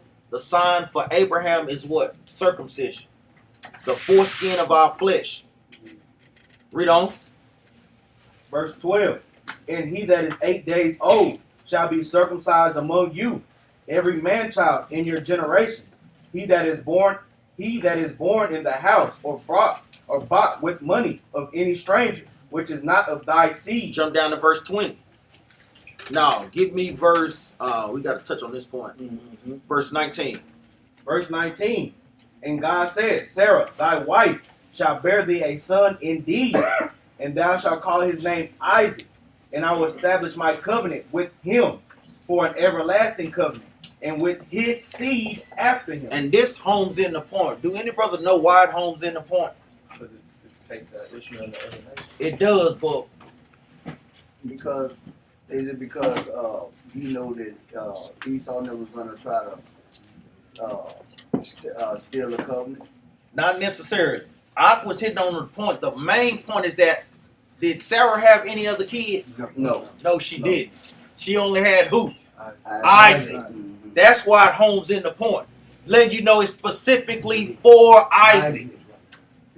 Specifically for Isaac. Read that again, Ox. Verse 19. And God said, Sarah thy wife shall bear thee a son indeed, and thou shalt call his name Isaac. And I will establish my covenant with him for an everlasting covenant, and with his seed after him. Read on, Ox. And as for Ishmael, I have heard thee. Behold, I have blessed him, and will make him fruitful, and will multiply him exceedingly. And he have blessed them. They have their own land. You know, they are trillionaires over there in the land of Saudi Arabia. They have much oil, gold, and money. Read on up. 12 princes shall he beget. And that's why they call themselves Prince Abib and all type of other stuff. Read on. And I will make him a great nation. Uh-huh. Verse 21. But my covenant will I establish with Isaac, which Sarah shall bear unto thee at this set time. And it's literally telling you, man.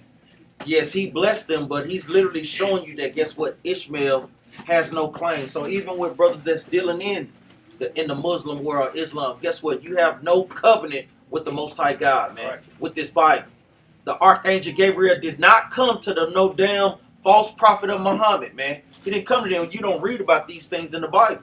We're literally seeing that, guess what? Ishmael was passed up. He got some blessings, but Most High God is not dealing with Ishmael as his chosen seed. Brothers got a home in that point, too, when we dealing with brothers that talk about Islam and being a Muslim. You got some else? Let's go to Galatians right quick. Galatians, go back there, 4:22. But that's a great point I made. Sarah only had one son. And it breaks it down in Galatians, man. Go to 22. The book of Galatians, chapter 4, verse 22. For it is written that Abraham had two sons, Uh-huh. the one by a bondmaid, Uh-huh. the other by a free woman. One by the bondmaid, the other by the free woman, right? This is going to Sarah and Hagar. Read on.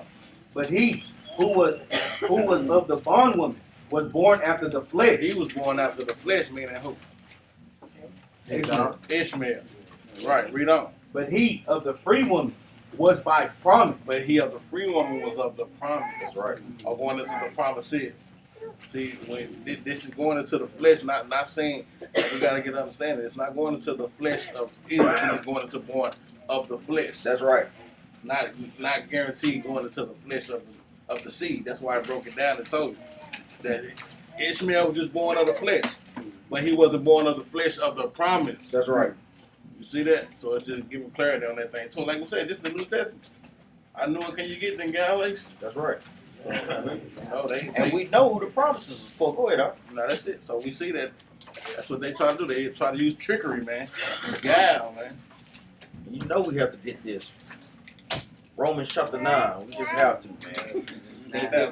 You gotta read this every Saturday. Man, we have to. Twice on Monday. Romans chapter 9, verse 4. The book of Romans, chapter 9, verse 4. Who are Israelites, Uh-huh. to whom pertains the adoption The adoption belongs to the Israelites. Read on. and the glory The glory of the kingdom belongs to the Israelites. and the covenants Both the old covenant and the new covenant pertain to the Israelites. Read on. and the giving of the law We were the only ones giving the law. Read on. and the service of God And the service of God going into what? The Levitical priests performing the duties on the Sabbath and sacrifices. Read on. and the promises And the what? and the promises. And the promises of the kingdom. No other nation is in this. I don't care how many times they try to use it or spin it, they cannot spin it, man. This thing is plain. Read on. Who are the fathers? Who are the fathers? And of whom, as concerning the flesh, Christ came. Read that part again. Who are the fathers? And of whom, as concerning the flesh, Christ came. So it's telling us, and then it coupled it with Christ only came and died for the children of Israel. Concerning the flesh, Christ came. There's no way they can get around this, man. I'm talking about absolutely no way, man. And I know a lot of times that thing hurt, man. It hurt. It hurt. See, it probably even bleed a little bit. Man, that thing hurt to them, man. So like we said, they suffer from cognitive dissonance.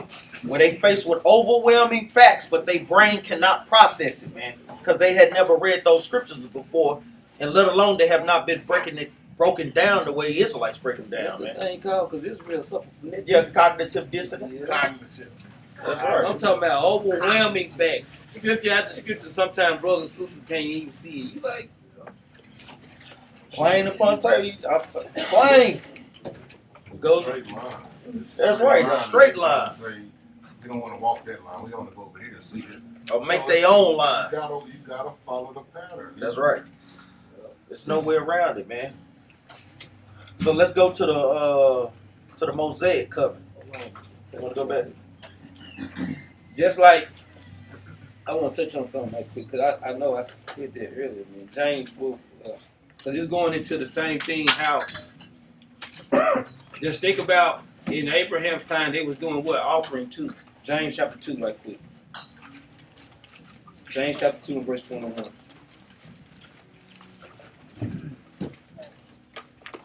Book of James.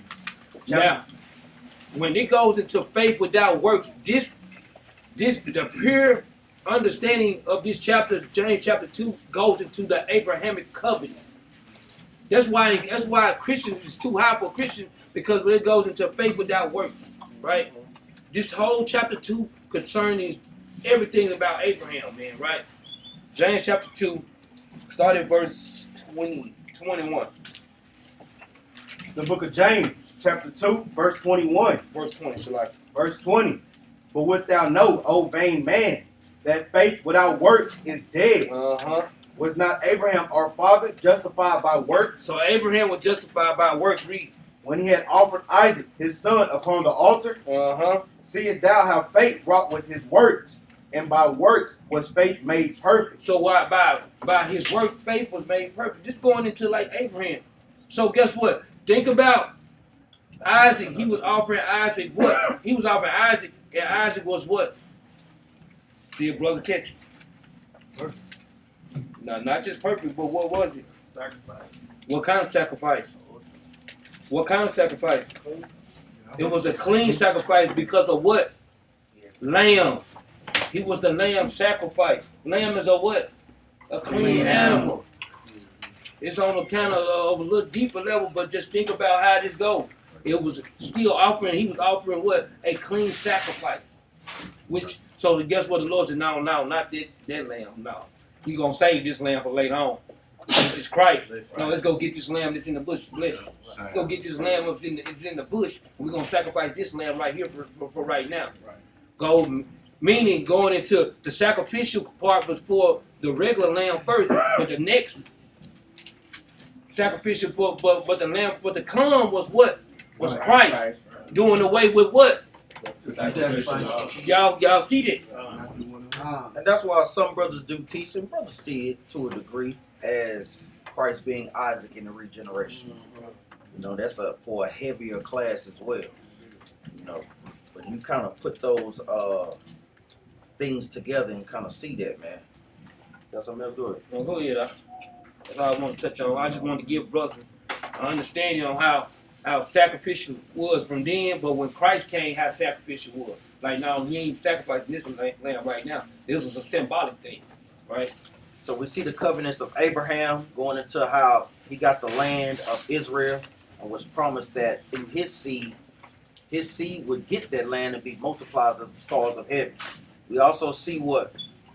He kept the commandments. We also see that his sign or his token was what? Circumcision. And we're going to touch on the Mosaic covenant. Let's go to the book of Deuteronomy, chapter 29 and verse 1. We're constantly seeing these same things. The covenant going into the Most High God choosing them, the terms of the contract, and the sign. Or the token.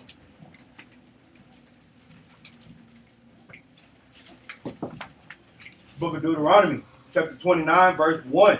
These are the words of the covenant which the Lord commanded Moses to make with the children of Israel in the land of Moab. In the land of what? In the land of Moab. Read on up. Besides the covenant which he made with them in Horeb. Besides the covenant which he made with them in Mount Horeb. Give me Exodus chapter 34 and verse 10.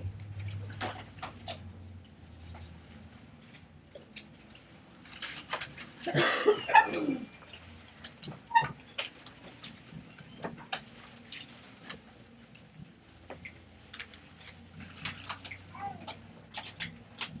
of Exodus, chapter 34, verse 10. And he said, Behold, I make a covenant before all thy people. I will do marvel, and such as I have not been done in all the earth, nor in any nation, and all the people amongst which thou art shall see the work of the Lord, for it is a terrible thing that I will do with thee. So the Most High God is even before then, he's setting up the covenant with Moses and initially going into what? To the children of Israel. This is the covenant. This is what made with all nations, kindreds, and tongues, man. We have to understand that. Yes, it was a mixed multitude that was among us, but whenever the Most High God called us, he called what? Only Israel. He called a multitude, man.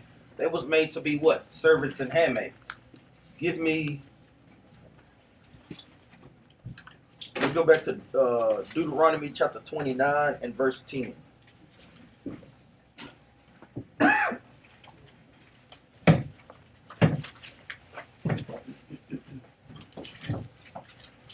Book of Deuteronomy, chapter 29, verse 10. Ye stand this day, all you before the Lord your God, your captains of your tribes, your elders, and your officers, with all the men of Israel. So, for brothers thinking that it's not rank amongst a congregation or amongst a camp, they're sadly mistaken. This is to set up the order. Read on. Your little ones, your wives, and thy stranger that is in thy camp, from the hewer of thy wood unto the drawer of thy water, that thou shouldest enter into the covenant with the Lord thy God. Now, we want to get some understanding on verse 11. Read verse 11 again. Your little ones, your wives, and thy stranger that is in thy camp, from the hewer of thy wood unto the drawer of thy water. What is hewer of thy wood unto the drawer of thy water? What is that going to Servants. Now, are these Israelite servants or real servants? No, real servants. Real servants. So guess what? Does this mean that they're literally getting the things that we get? No. No. That means if what? If we have slaves and handmaids among us, they're going to have to do what? Keep God's commandments too. That's all that this is saying. Christians will use that to lump them in there to make them equal with us. That is not what this is saying, man. Because we already know that the Most High God made Israel to be what? Above all people. So that will contradict that scripture. So when brothers and sisters are reading these things, you want to make sure that you're reading it with a good understanding. A good understanding. Read on up. Go ahead. Just read down and just keep reiterating The covenant. The lineage. That's right. Read on up. Verse 12, that thou shouldest enter into the covenant with the Lord thy God, and into his oath which the Lord thy God maketh with thee this day. This who? This day, that he may establish thee today for a people unto himself, and that he may be a God unto thee, a God, so he may be unto thee a God. And he has said unto thee, and as he has sworn unto thy fathers, to Abraham, to Isaac, and to Jacob. Read on up. Neither with you only do I make this covenant and this oath, but read on. But with him that standeth here with us this day before the Lord our God, and also with him that is not here with us this day. And he's constantly reiterating that. Go ahead, even when, like we said, it's homing in the point. Abraham to Isaac and to Jacob. Meaning what? Even for future generations that's not standing with them at that time, man. That's what I was Hey, that's a cut even for Christians. That's an explicit cut because, like we said, a lot of times they thinking that the covenant has changed. That guess what? Now we're in the new covenant, which we are not, and even that's only for the Israelites. No matter how they want to pick it, guess what? It puts them in a box, man. So they can go this way or they can go that way. Either way, it's not looking good for them at all, man. You got something? They showed trying to use that for it. That's a good preacher. For real. Neither with you only. I don't see what I'm saying. It's everybody. I'm talking about the seed before and the seed after. Still going into the seed. But he also made a covenant with Moses about us being what? The chosen people, man, set apart. And also y'all gotta think about with Moses, it also was like little mini covenants, just like the covenant of friendship. Right. Right? The covenant, just like of all, it's like with it's like within, just like our laws, like the Big Ten. You got the Big Ten, but falls up under the big, like the Sabbath day. What you have, all the feast days, and that's how it was. That's how the covenant was with even with Moses, right? Yeah. This is how the covenant was. He had one big covenant, and everything else falls Small upon it. inside. Let's go to you. Go ahead. Exodus 19:5. I love this precept. I used to bring this out all the time. Because Abraham, what was Abraham kept the law? What was his work in keeping the law? Obeying. Obedience. Right? Obedience. So we see that brothers and sisters, you know what I'm saying? You ask a brother out there on the street, oh, I'm a God, I'm a king. Well, brother, no, you're not. Right. Because you're not obeying. This is the only way you become these priests, these chosen generations, by obeying. That's right. Start at verse 3, y'all. Already. Read up. The book of Exodus, chapter 19, verse 3. And Moses went up unto God, and the Lord called unto him out of the mountain, saying, Thus shalt thou say to the house of Jacob, and tell the children of Israel, Ye have seen what I did unto the Egyptians, and how I bare you on the eagle's wings, and brought you unto myself. Now therefore, if ye will obey my voice indeed, If stipulations That's right. on these things, man. On every covenant that the Most High makes with us, it's a stipulation on that covenant, man. Within every covenant. If you do these things, you'll get this. If you don't, you'll receive this. Right? Read on. if you will obey my voice indeed, and keep my covenant, Read on. then ye shall be a peculiar treasure unto me. that first word after that comma, then you know that the stipulations are true and they're not playing.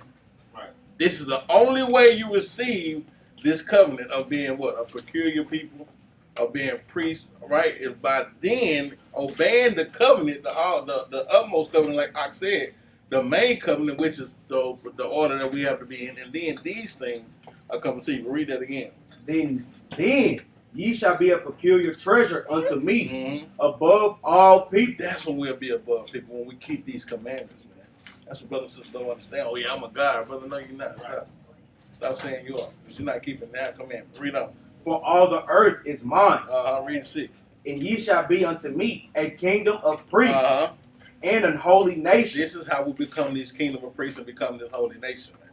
That's why we are here pushing this truth to get us back into being that holy nation, because this is the way it works. This is how the covenant goes, right? Read on. These are the words which thou shalt speak unto the children of Israel. So this, like I said, it's a major covenant. Then there are underneath the other covenants that the Most High made with Moses and with through us. And even like how Akas was touching on the terms of the contract, like we say, it's terms if we keep them, and it's terms if we what? Don't keep. Meaning what? Blessings if we keep them, and what if we don't? Curses. And it's just that simple. Let's go to the book of Deuteronomy chapter 29 and verse, get straight to the point.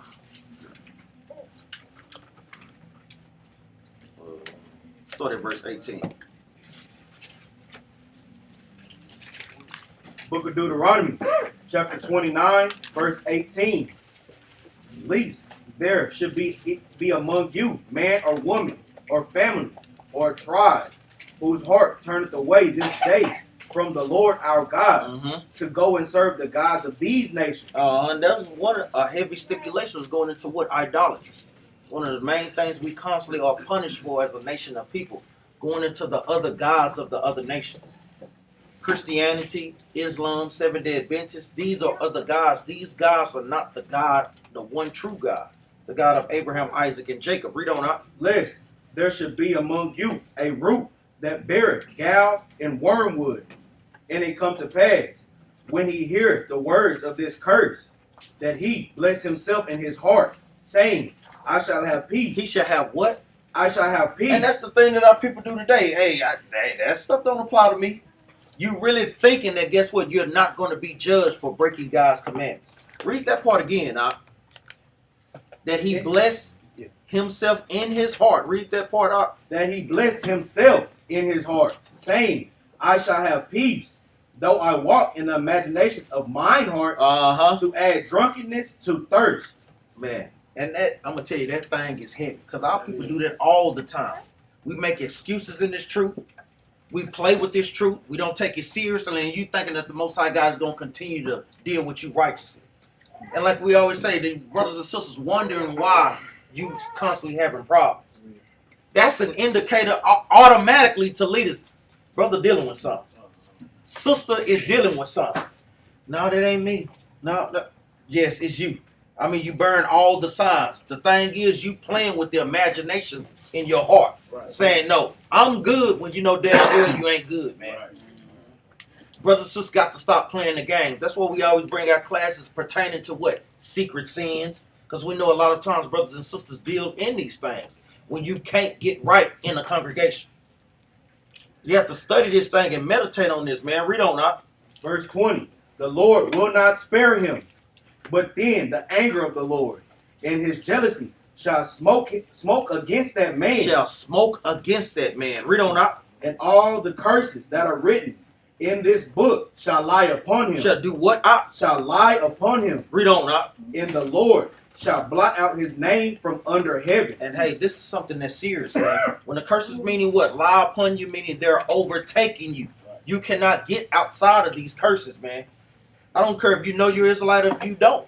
It's more if you do know. But guess what? Our people get jacked up even if they don't know. Because it's no excuse. The Most High God got Israelites down there on every corner, almost in, especially in the country of America, let alone in the world. So it's no excuse for these things, man. You can act like you're not hearing this truth if you want to, but guess what? You're doing yourself a disservice, man. Man, I just got pissed. What? And I know we always say this. Why in the hell do these other nations want to come into the fold now? They want to skip all the damn curses. They want to skip all the plays that we'd had to go into by not doing the damn thing. But now all of a sudden they can get in there without having to go through any one of these damn things, right? That's crazy, man. They just go skip that. Yeah, we ain't got to worry about that, right? Just like 18. Now he said, lest there should be among you man, woman, or family, or tribe, right? Now remember in verse 11, he talked about the stranger. Why did it say stranger up here? That's right. See, this thing is very specific, man. Right. It didn't say stranger right here because now you're getting into who go get the curses of what they're doing, not what around the covenant. When we talking about 11, we talking about the stranger, but it's talking about just being blessed within even your strangers working for you, hewing your water, right? You know what I'm saying? You come back and you got dirty water. You know what I'm saying? Come back and all these things, but boy, that just hit me. I said, boy, they want them. And they thinking they going to escape. Give me Deuteronomy 30 and verse 10. 30 and verse 6. Book of Deuteronomy, chapter 30, verse 6. And the Lord thy God will circumcise thine heart and the heart of thy seed to love the Lord thy God with all thine heart and with all thy soul, that thou mayest live. So it's going to come a time when he's going to circumcise our heart and our mind, meaning what? Program us to what? To do the commandments. Read on up. And the Lord thy God will put all these curses upon thine enemies. And they not getting away. They is not getting away. Read that again. And the Lord thy God will put all these curses upon thine enemies. And we know that. Hallelujah.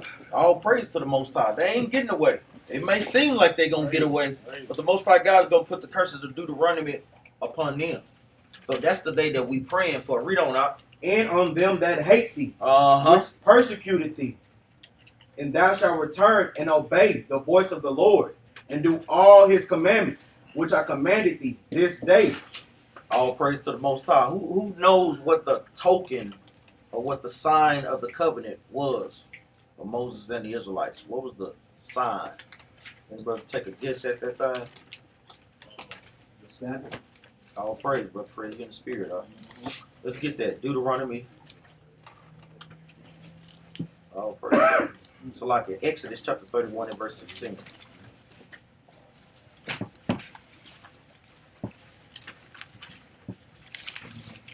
The Sabbath.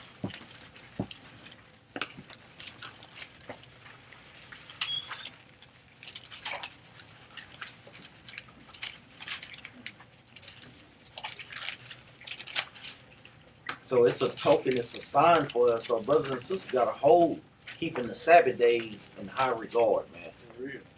Not only just because they're the Most High God's high holy days, but it's a sign for us, man. It's a sign that we are His people, that He chose us, man. That's like you say. And everything else, and all the rest of the high holy days falls up under this. That's right. Go ahead, Feast of Dedication, the Passover, Feast of Tabernacles, the Day of Atonement, the Feast of Pentecost, the new moons that we have every month. These are considered Sabbaths, and brothers need to be trying to break their neck to keep these things. Sisters as well, man. You have to do what you have to do, man, because you don't want to break that sign or that token that the Most High God has given us, man. Read this, The book of Exodus, chapter 31, verse 16. Wherefore the children of Israel shall keep the Sabbath, to observe the Sabbath throughout their generations, for a perpetual covenant. For a never-ending covenant. Read on, It is a sign between me and the children of Israel forever. For what? Forever. Read on, For in 6 days the Lord made heaven and earth, and on the 7th day He rested and was refreshed. It says, for in 6 days the Lord made heaven and the earth, and He rested the 7th day. The Most High God didn't rest the first day. Sunday is not the Sabbath of the Lord thy God, man. He didn't rest on, it's Tuesday this week, and this is going to be the next Thursday. Every month, yeah, he didn't do that. We didn't do it. He didn't do it, man. These are 7-day consecutive days, man. Brothers got to stop, man. Brothers must stop with that. Real, man. Like we said, and that's a great point that I made, because like we said, we know that the Most High God made the moon on what day? The 4th day. And He still had a Sabbath 3 days later. I mean, you do the math. Come on, man. Brothers will be automatically 4 days off. Like I say, the moon is not dictated by the 7th-day Sabbaths. It's dictated by the other feast days.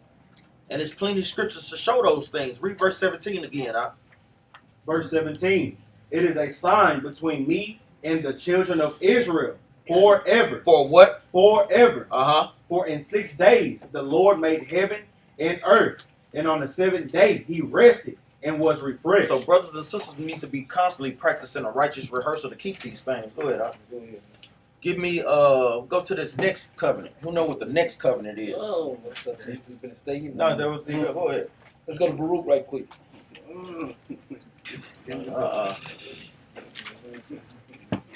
Baruch chapter 1. He said, what up? Brother hit you on Tuesday, talking about having sex. You like, that'll do it. What they say on the play, that'll do it. I'm done with Start at verse 19. you. Do it. Book of Baruch, chapter 1, verse 19. Since the day that the Lord brought our forefathers out of the land of Egypt Read. until this present day, Until this present day, read. we have been disobedient unto the Lord our God, Read. and we have been negligent in not hearing His voice. So guess what, man? This is why the covenant between Moses is so heavy, man. I know a lot of times they like, man, that's the Old Testament. That's what, but this is the same thing the Lord got a problem with. You know, most of the time, us as people, we like to deal with this point, but we really don't want to deal with the right problem. Right? Let's deal with the right problem, man. Let's fix the stuff, man. Right? Read that.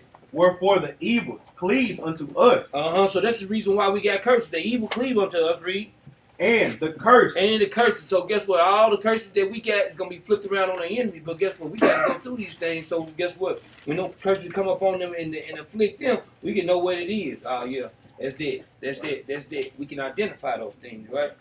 We don't read. and the curse which the Lord appointed by Moses, His servant. By who? By Moses, His servant. Because guess what, man? That's why people tried their best to defame or to take away the power that the Most High God had put in the prophets, such as Moses. Guess what? Because Moses introduced the laws into the children of Israel because they were discontinued from it. So Moses introduced the laws into the children of Israel. And so guess what? So they can explain, well, why are we in captivity? Why are we going through this? Why are we doing this and this? Right? So now bring it up to today's term. Now when we come back in the truth, we had to go back into what? The laws that Moses reading, right? To get an understanding of why we in captivity. Now, not just why we're in captivity, why are we going through what we're going through? Who's running the earth? Right? What's our heritage? What we got to do to get our people back in order, and what we got to do to make it to the kingdom. So if you try to take away what Moses, what the Most High God, the Spirit of the Most High God put on Moses, that's the reason why we get ourselves in trouble, right? Read on. In the curse which the Lord appointed by Moses his servant at the time that he brought our fathers out of the land of Egypt to give us a land that flows with milk and honey, Read. like as it is to see this day. So guess what? Like he was then, how he took us out of Egypt and brought us, guess what? Gave us the land of milk and honey. That's the same way. That's why like you say, the Mosaic covenant got to be relevant. We got to make it make sense. So when you see brothers and sisters, or guess what, any Christian, and guess what they come with, trying to define what the Mosaic covenant, well, it's all about Christ. Yeah, it is all about Christ. Guess what? But Christ gave the understanding. Right? Go ahead, you want to kind of touch the something. Go ahead. Keep on going. Watch this. Read on. Verse 21, nevertheless, we have not hearkened unto the voice of the Lord our God, Read. according to all the words of the prophets, whom he sent unto us. So guess what? It wasn't just Moses that we had rejected. Who else we rejected? Read that again. Nah, well, we rejected Christ, but we're going to read that verse 21 again. Nevertheless, we have not hearkened unto the voice of the Lord our God, according to all the words of the prophets. Of the what? Of the prophets. This wasn't just Moses, it was the prophets. Yeah. Right? Read. Whom he sent unto us. And he sent all these prophets unto us. Right? That's the reason why when we go back to read, go to Luke chapter 24 and verse 44. This is why this is why when we read scripture, it's supposed to make sense to us. Right? We didn't just hearken not just to Moses, because Moses was a servant of the Most High. Guess what? We didn't hearken to the prophets. Guess what? And now he woke us up to the truth. And guess what? Our family members don't want to hearken to us. Our friends don't want to hearken to us.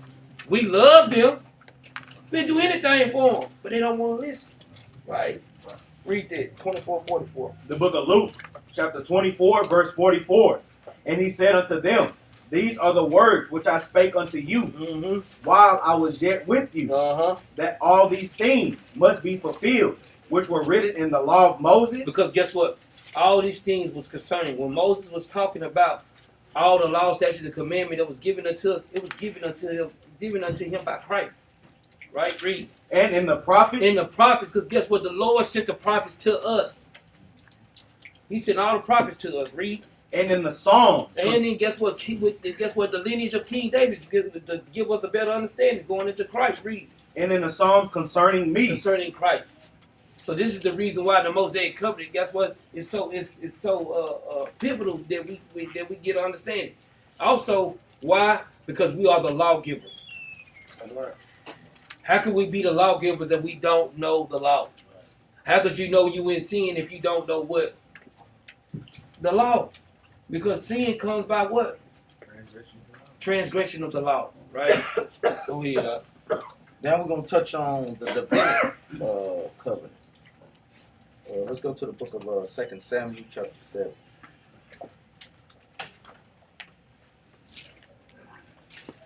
Touch on the Davidic covenant. 2 Samuel chapter 7 and start at verse 8. The book of 2 Samuel chapter 7 verse 8. Now therefore, so shalt thou say unto my servant David, thus said the Lord of hosts, I took thee from the sheepcote, from following the sheep, to be ruler over my people Israel. To do what, To be ruler over my people Israel. Read on, Verse 9. And I was with thee, whithersoever thou wentest, and have cut off all thine enemies out of thy sight, and have made thee a great name, like unto the name of the great men that are in the earth. Read on, Moreover, I will appoint a place for my people Israel, and will plant them, that they may dwell in a place of their own, and move no more. Neither shall their children of wickedness afflict them any more, as before time. So we see what the Most High God is what? Establishing his covenant with David. It gets heavier. Jump down to verse 12, like what we always go through. Read this out. Verse 12. And when thy days be fulfilled, and thou shalt sleep with thy father, I will set up thy seed after thee, It's saying singular, his seed. Read on up. which I shall proceed out of thy bowels. So it's saying King David was going to die. His seed that it's talking about is what? Solomon, that he was going to raise up. Because David had many sons. It says, which shall proceed out of thy bowels. Read on up. And I will establish his kingdom. And he established what? King Solomon's kingdom. Read on up. He shall build an house for my name, And he commissioned Solomon to build the temple of the Lord. Read on. and I will establish the throne of his kingdom forever. And this is the point where it transitions from what? King Solomon to what? To Christ. Because the key word in there is what? Forever. Solomon ruled for what? 40 years. Christ's reign is going to be forever. Give me Luke chapter 1 and verse 32.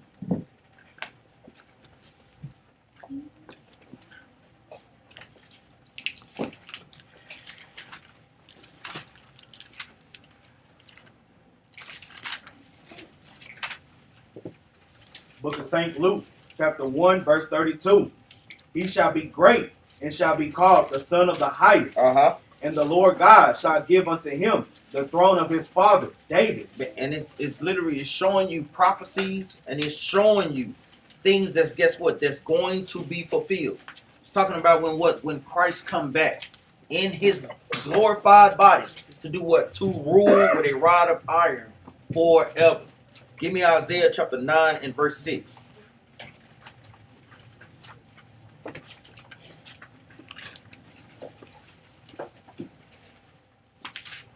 So we're seeing where the Most High God had covenants for basically very special people near unto him. The book of Isaiah, chapter 9, verse 6. For unto us a child is born, unto us a son is given, Read on up. and the government shall be upon his shoulders, and his name shall be called Wonderful, Counselor, the Mighty God, the Everlasting Father. So King David was never called none of these things. Read on up. The Prince of Peace, Uh-huh.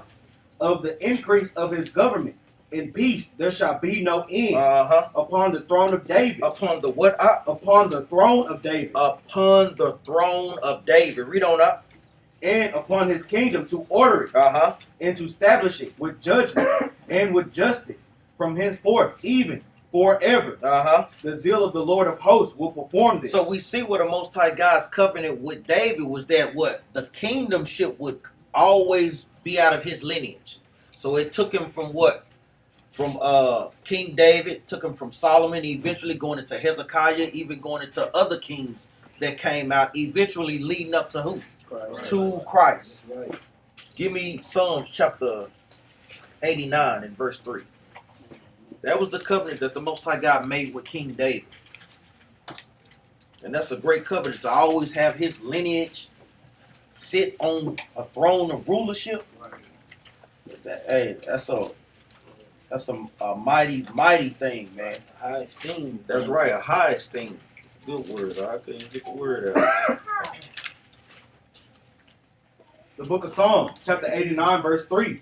I have made my covenant with my chosen. Uh-huh. I have sworn unto David my servant. His who? My servant. His servant, man. David is the servant, also going into what? To the Israelites being the servants of the Most High God. Read on up. Thy seed will I establish forever. For what? Forever. Read on up. And build up thy house to all generations. To what? To some generations. To all generations. Build up thy throne. Yeah, read that again out, verse 4. Thy seed will I establish forever, and build up thy throne to all generations. Meaning what? The kingdomship. To be able to rule over what? All 12 tribes, man. This is the lineage that is pointing to going into Christ, man. Because like we're saying, that we're constantly praying that the Most High God do what? Put the family back together again, man. So we can be that one mighty nation. We're not just going to be a mighty nation with just Judah, or just with Issachar, or just with Benjamin. We're a mighty nation when we're all 12 tribes together. And like we said, that transcends down even to a congregation, man. It's just not one of us being mighty, or guess what, being diligent in the work. We want to put brothers and sisters, all of us that's a part of a congregation, in that same mindset, man. Like I said, one doing bad, guess what, we all doing bad, man. That's right. We must have that mindset. If one brother and sister out of spirit, hey, Guess what? All of us out of the spirit. What can we do to get that particular spirit back in the spirit? Brothers and sisters got to be thinking on those terms too as well, man. Now it goes a little deeper than that, but that's ultimately the goal that brothers and sisters need to be reaching for, man. You got some more? Let me get a little. Let me get the Go ahead, precept on that. Go to 2 Samuel chapter 23.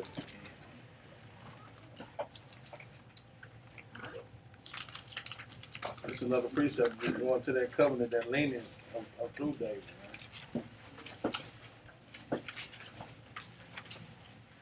Man.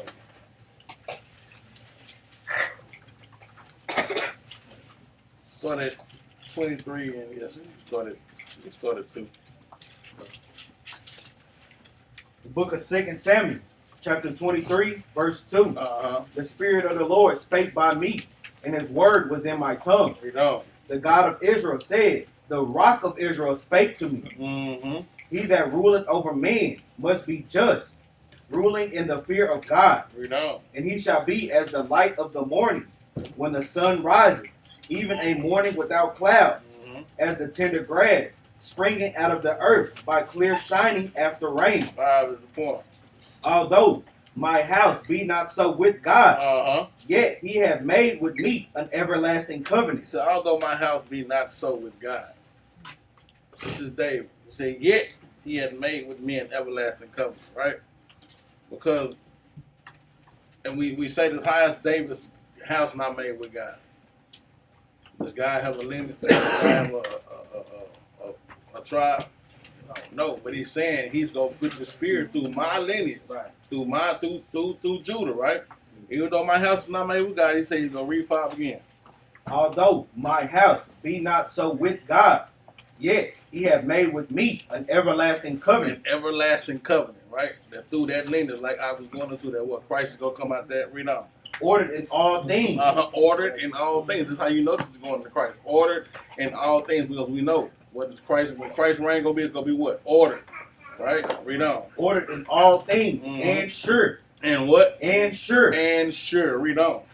For this is all my salvation and all my desire, although he make it not to grow. Because he said in 2, he said the Spirit of the Lord spoke to me. That's why the Most High. That's why in John he said you go to worship the Lord in spirit and in truth. Because that spirit is that Christ is gonna be through out of the mouth of all the prophets. From the beginning, that spirit is gonna be the spirit of Christ, man. That's why he said, the Spirit of the Lord speaking to me and the word was in my tongue. This is Christ, man, coming into the fold through the tongue of David now, through the everlasting covenant that he was gonna give him through his seed, man. So that's just another precept y'all can do with the covenant, like Psalm 89 and 3 with David. 2 Samuel 7. Let's go back to that Psalms chapter 89 and verse 34. 34. Psalms chapter 89 and verse 34.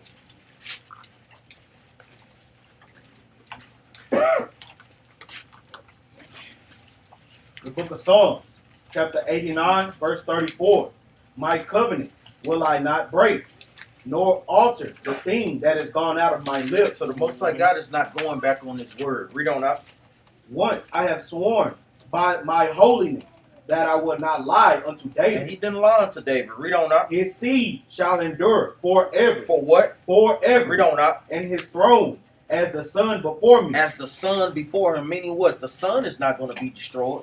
So what? Neither is that lineage. Neither is what? Christ's rulership on that throne. Read on up. It shall be established forever as the moon, and as faithful witness in heaven. Salah. Uh-huh. But thou hast cast off and abhorred. Thou hast been wroth with thine anointing. So even though the Most High God has a covenant with us, we pissed him off by doing what? Breaking God's commandments. Doing what we want to do, letting feelings, letting emotions rule over us. The Most High God is not dealing with that, man. He ain't dealing with that at all, brothers and sisters. That's something brothers and sisters got to meditate on, man. Read on up. Verse 39. Thou hast made void the covenant of thy servant. But we are the ones that void the covenant because we're not holding up our part of the bargain. Most High God, he's saying he's not going to lie. He's doing his part. He's still having mercy on us because we're not totally destroyed as a nation of people. But Israel, hey, damn it, we got to do our part, man. Read on. Thou hast profaned his crown by casting it to the ground. And that's what we done did, man. We done took the glorious crown that the Most High God has given us, and guess what? We want to be like the other nations. We want to celebrate the things that they celebrate. No, man, we got to put that crown on our head and celebrate these laws, statutes, and commandments. Give me 2 Samuel chapter 7. And verse 12. Let's go back. So we see the covenant that the Most High God made with David was that what? He would always have a lineage to rule on the throne, specifically going into what? To Christ.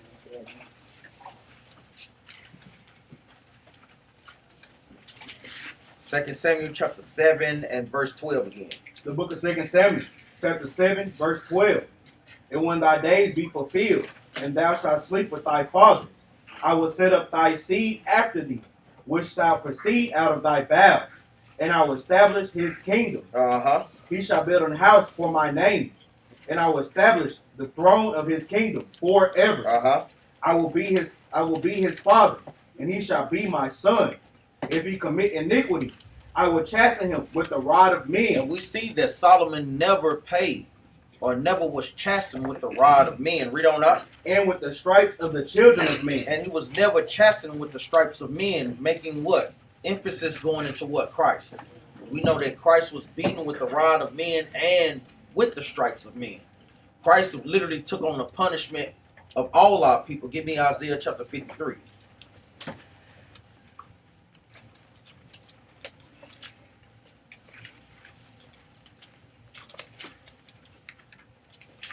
Isaiah chapter 53 and verse 5. Brothers and sisters should all know this precept. The book of Isaiah, chapter 53, verse 5. But he was wounded for our transgressions. He was bruised for our iniquities. The chastisement of our peace was upon him. And with his stripes we are healed. And that's what we're in this process right now, healing. Giving us what? This grace, this mercy that we got to do what? To be able to apply these laws, statutes, and commandments. Give me Jeremiah chapter...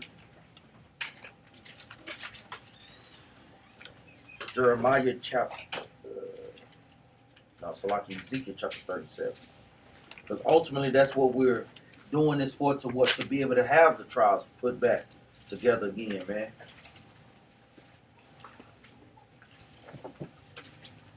Just gonna get straight to the point. The book of Ezekiel chapter 37 and verse 24. The book of Ezekiel, chapter 37, verse 24. And David, my servant, shall be king over them. Now we always touch on this, for brothers and sisters. Is it literally talking about King David? No. It's talking about what? Christ coming out of his lineage. That's why we went through those plethora of precepts. Read on. And they all shall have one shepherd. We know who that shepherd is according to what? John chapter 10, verse 14. Christ is that shepherd, that true shepherd. Read on. They shall also walk in in my judgment. So even during this time, everybody wasn't walking in the commandments perfectly. Yes, all 12 tribes was under rulership under King David, but we still had some wicked brothers and sisters. When Christ ruled, everybody's going to be righteous, man. Read on. And observe my statutes and do them. And what? And do them. Read on now. And they shall dwell in the land that I have given unto Jacob my servant. And this is further homing in the point, we're not in our homeland. That's what we're trying to get back to that covenant that was made with Abraham, back to our land. To do what? Be practicing God's commandments in our homeland. Read on. Wherein your fathers have dwelt, and they shall dwell therein, even they and their children, and their children's children, forever. For what? Forever. Read on now. And my servant David shall be their prince forever. And this giving you the understanding right there. David, a prince. Why didn't it say king? Brothers and sisters have to learn to catch that, because Christ is that king, man. Christ is the king that's going to be ruling. Read on up. Moreover, I will make a covenant of peace with them. And it shall be an everlasting covenant with them. And I will set my sanctuary in the midst of them forevermore. Hold on. You missed it. And I will place them. Read verse 26 again. Moreover, I will make a covenant of peace with them. It shall be an everlasting covenant with them. And I will place them and multiply them, Mm-hmm. and will set my sanctuary in the midst of them forevermore. And that's the point that we're striving to get to, brothers and sisters. Like we say, we all have to do our part in here. Let's get to the last covenant. You want to touch on something? You want something? Get this last covenant, the covenant that we all waiting for, this new covenant, man. Get this, man. Let's go to the book of Jeremiah 31 and 31. Because I know, like we say, this is a Christian killer. And they struggle with this. They have a strong hold. They don't properly understand the breakdown of the new covenant. When it's plain, man.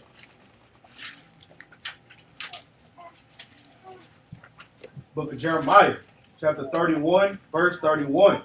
Behold, the days come, saith the Lord, that I will make a new covenant with the house of Israel and with the house of Judah. It's telling you who the covenant is for. With the house of Israel, northern tribe, and with the house of Judah, southern tribe. Both 12 tribes. All 12 tribes. Salaki, read on. Not according to the covenant that I have made with their fathers in the day that I took them by the hand to bring them out of the land of Egypt, which my covenant they break. Our people broke that covenant that the Most High God had established with us during the time of Egypt. Going into animal sacrifice, meaning what? People was wicked as hell. You would have sacrifices already lined up. Premeditated sin, basically. Already knowing you were expecting to go off. Meaning like what brothers and sisters do today. You just don't have a sacrifice. Knowing you premeditated to go off on your own will, and then thinking that the Most High God and the leaders that the Most High God has set up are not seeing those things, man. It's judgment for that because it's going into what? Willfully sinning. Brothers and sisters have to check that spirit, man. Read on.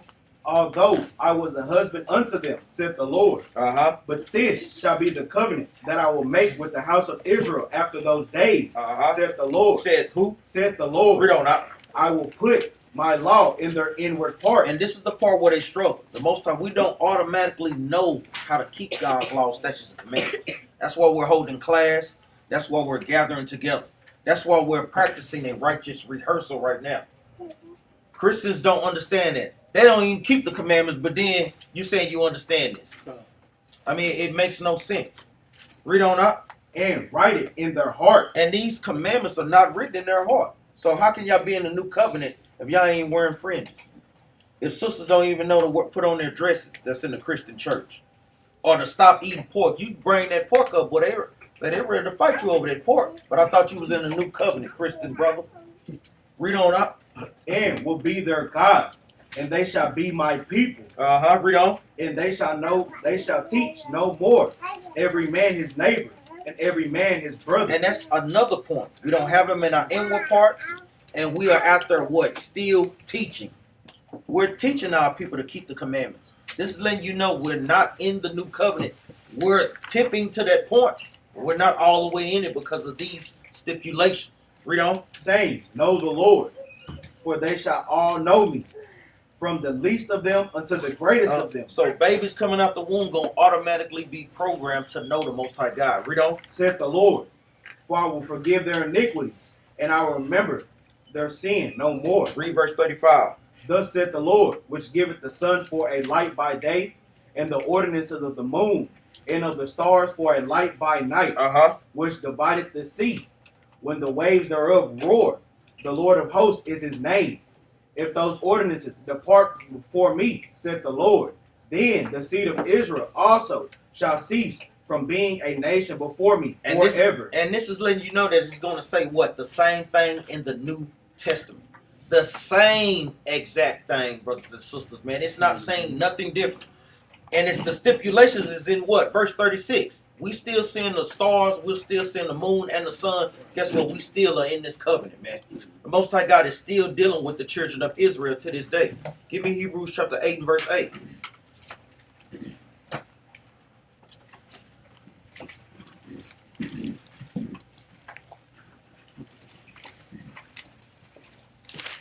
These are Christian killers too, man.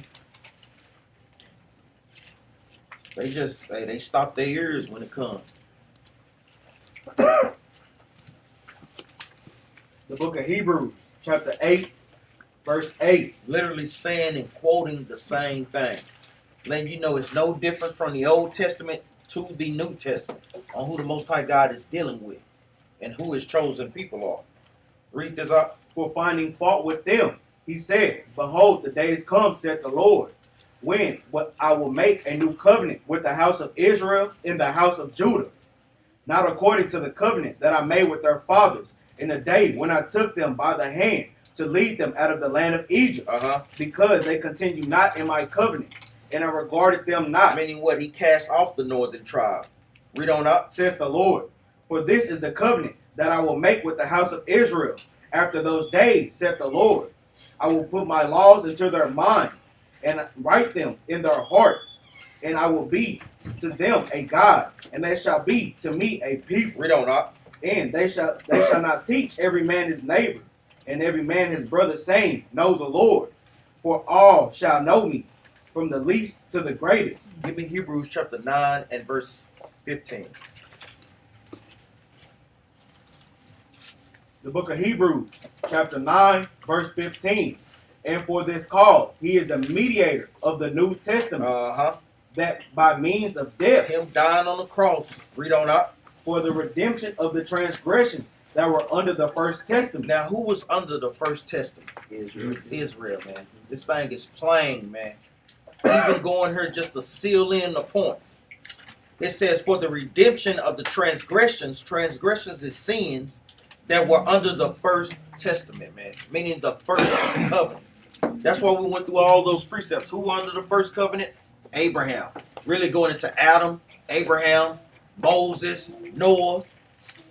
Under that first covenant. Read on up. They which are called might receive the promise of an eternal inheritance. Even going into the call. Who is the call? According to what? Isaiah what? 45 and 4. Let's get there right quick. We know who was up under the first testament going into what? Psalm chapter 50 and verse 3. We're going to get that too after that. Isaiah chapter 48 and verse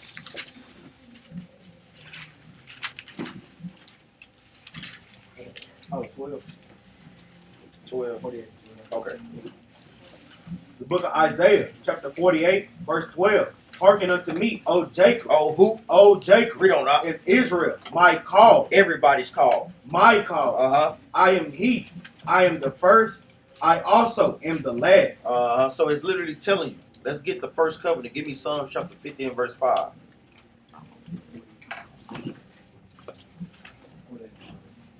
Yeah, 48 and 12 for the call.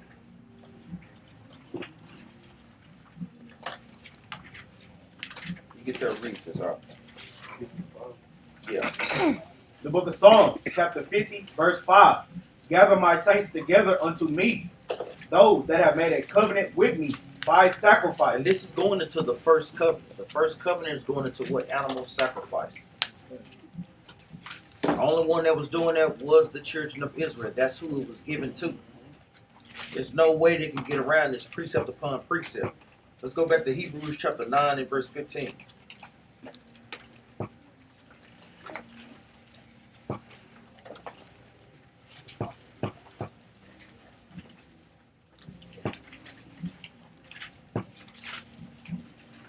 The book of Hebrews, chapter 9, verse 15 from the top. And for this cause, he is the mediator of the New Testament, that by means of death, By his sacrifice, read on. for the redemption of the transgressions that were under the first testament, The Israelites, read on. they which are called The Israelites. might receive the promise. The Israelites, what? Romans chapter 9, verse 4.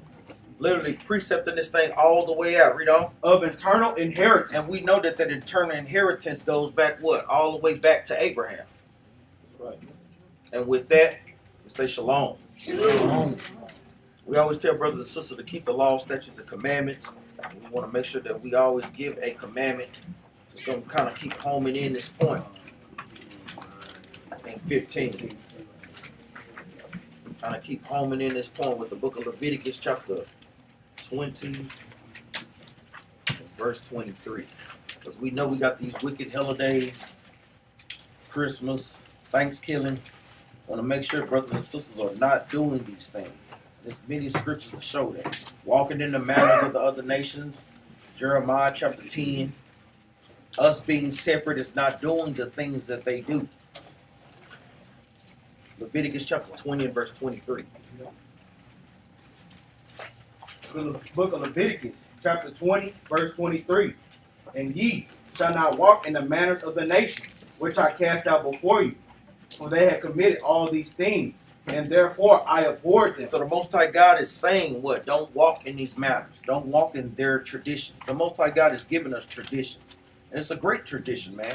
And we say we don't just not getting one day for Christmas, and we getting 8 days for the Feast of Dedication. You know, way more better celebration, man. So brothers and sisters want to make sure that they stay in the spirit and keep these commandments. Pray brothers and sisters were edified. Brothers and sisters, share and like the video, not just on YouTube, but also in the classroom too. Help us push this truth to the four corners of the earth. And brothers and sisters that have been giving to the cause, all praise to the Most High. That money is being used wisely. And with that, we say Shabbat Shalom.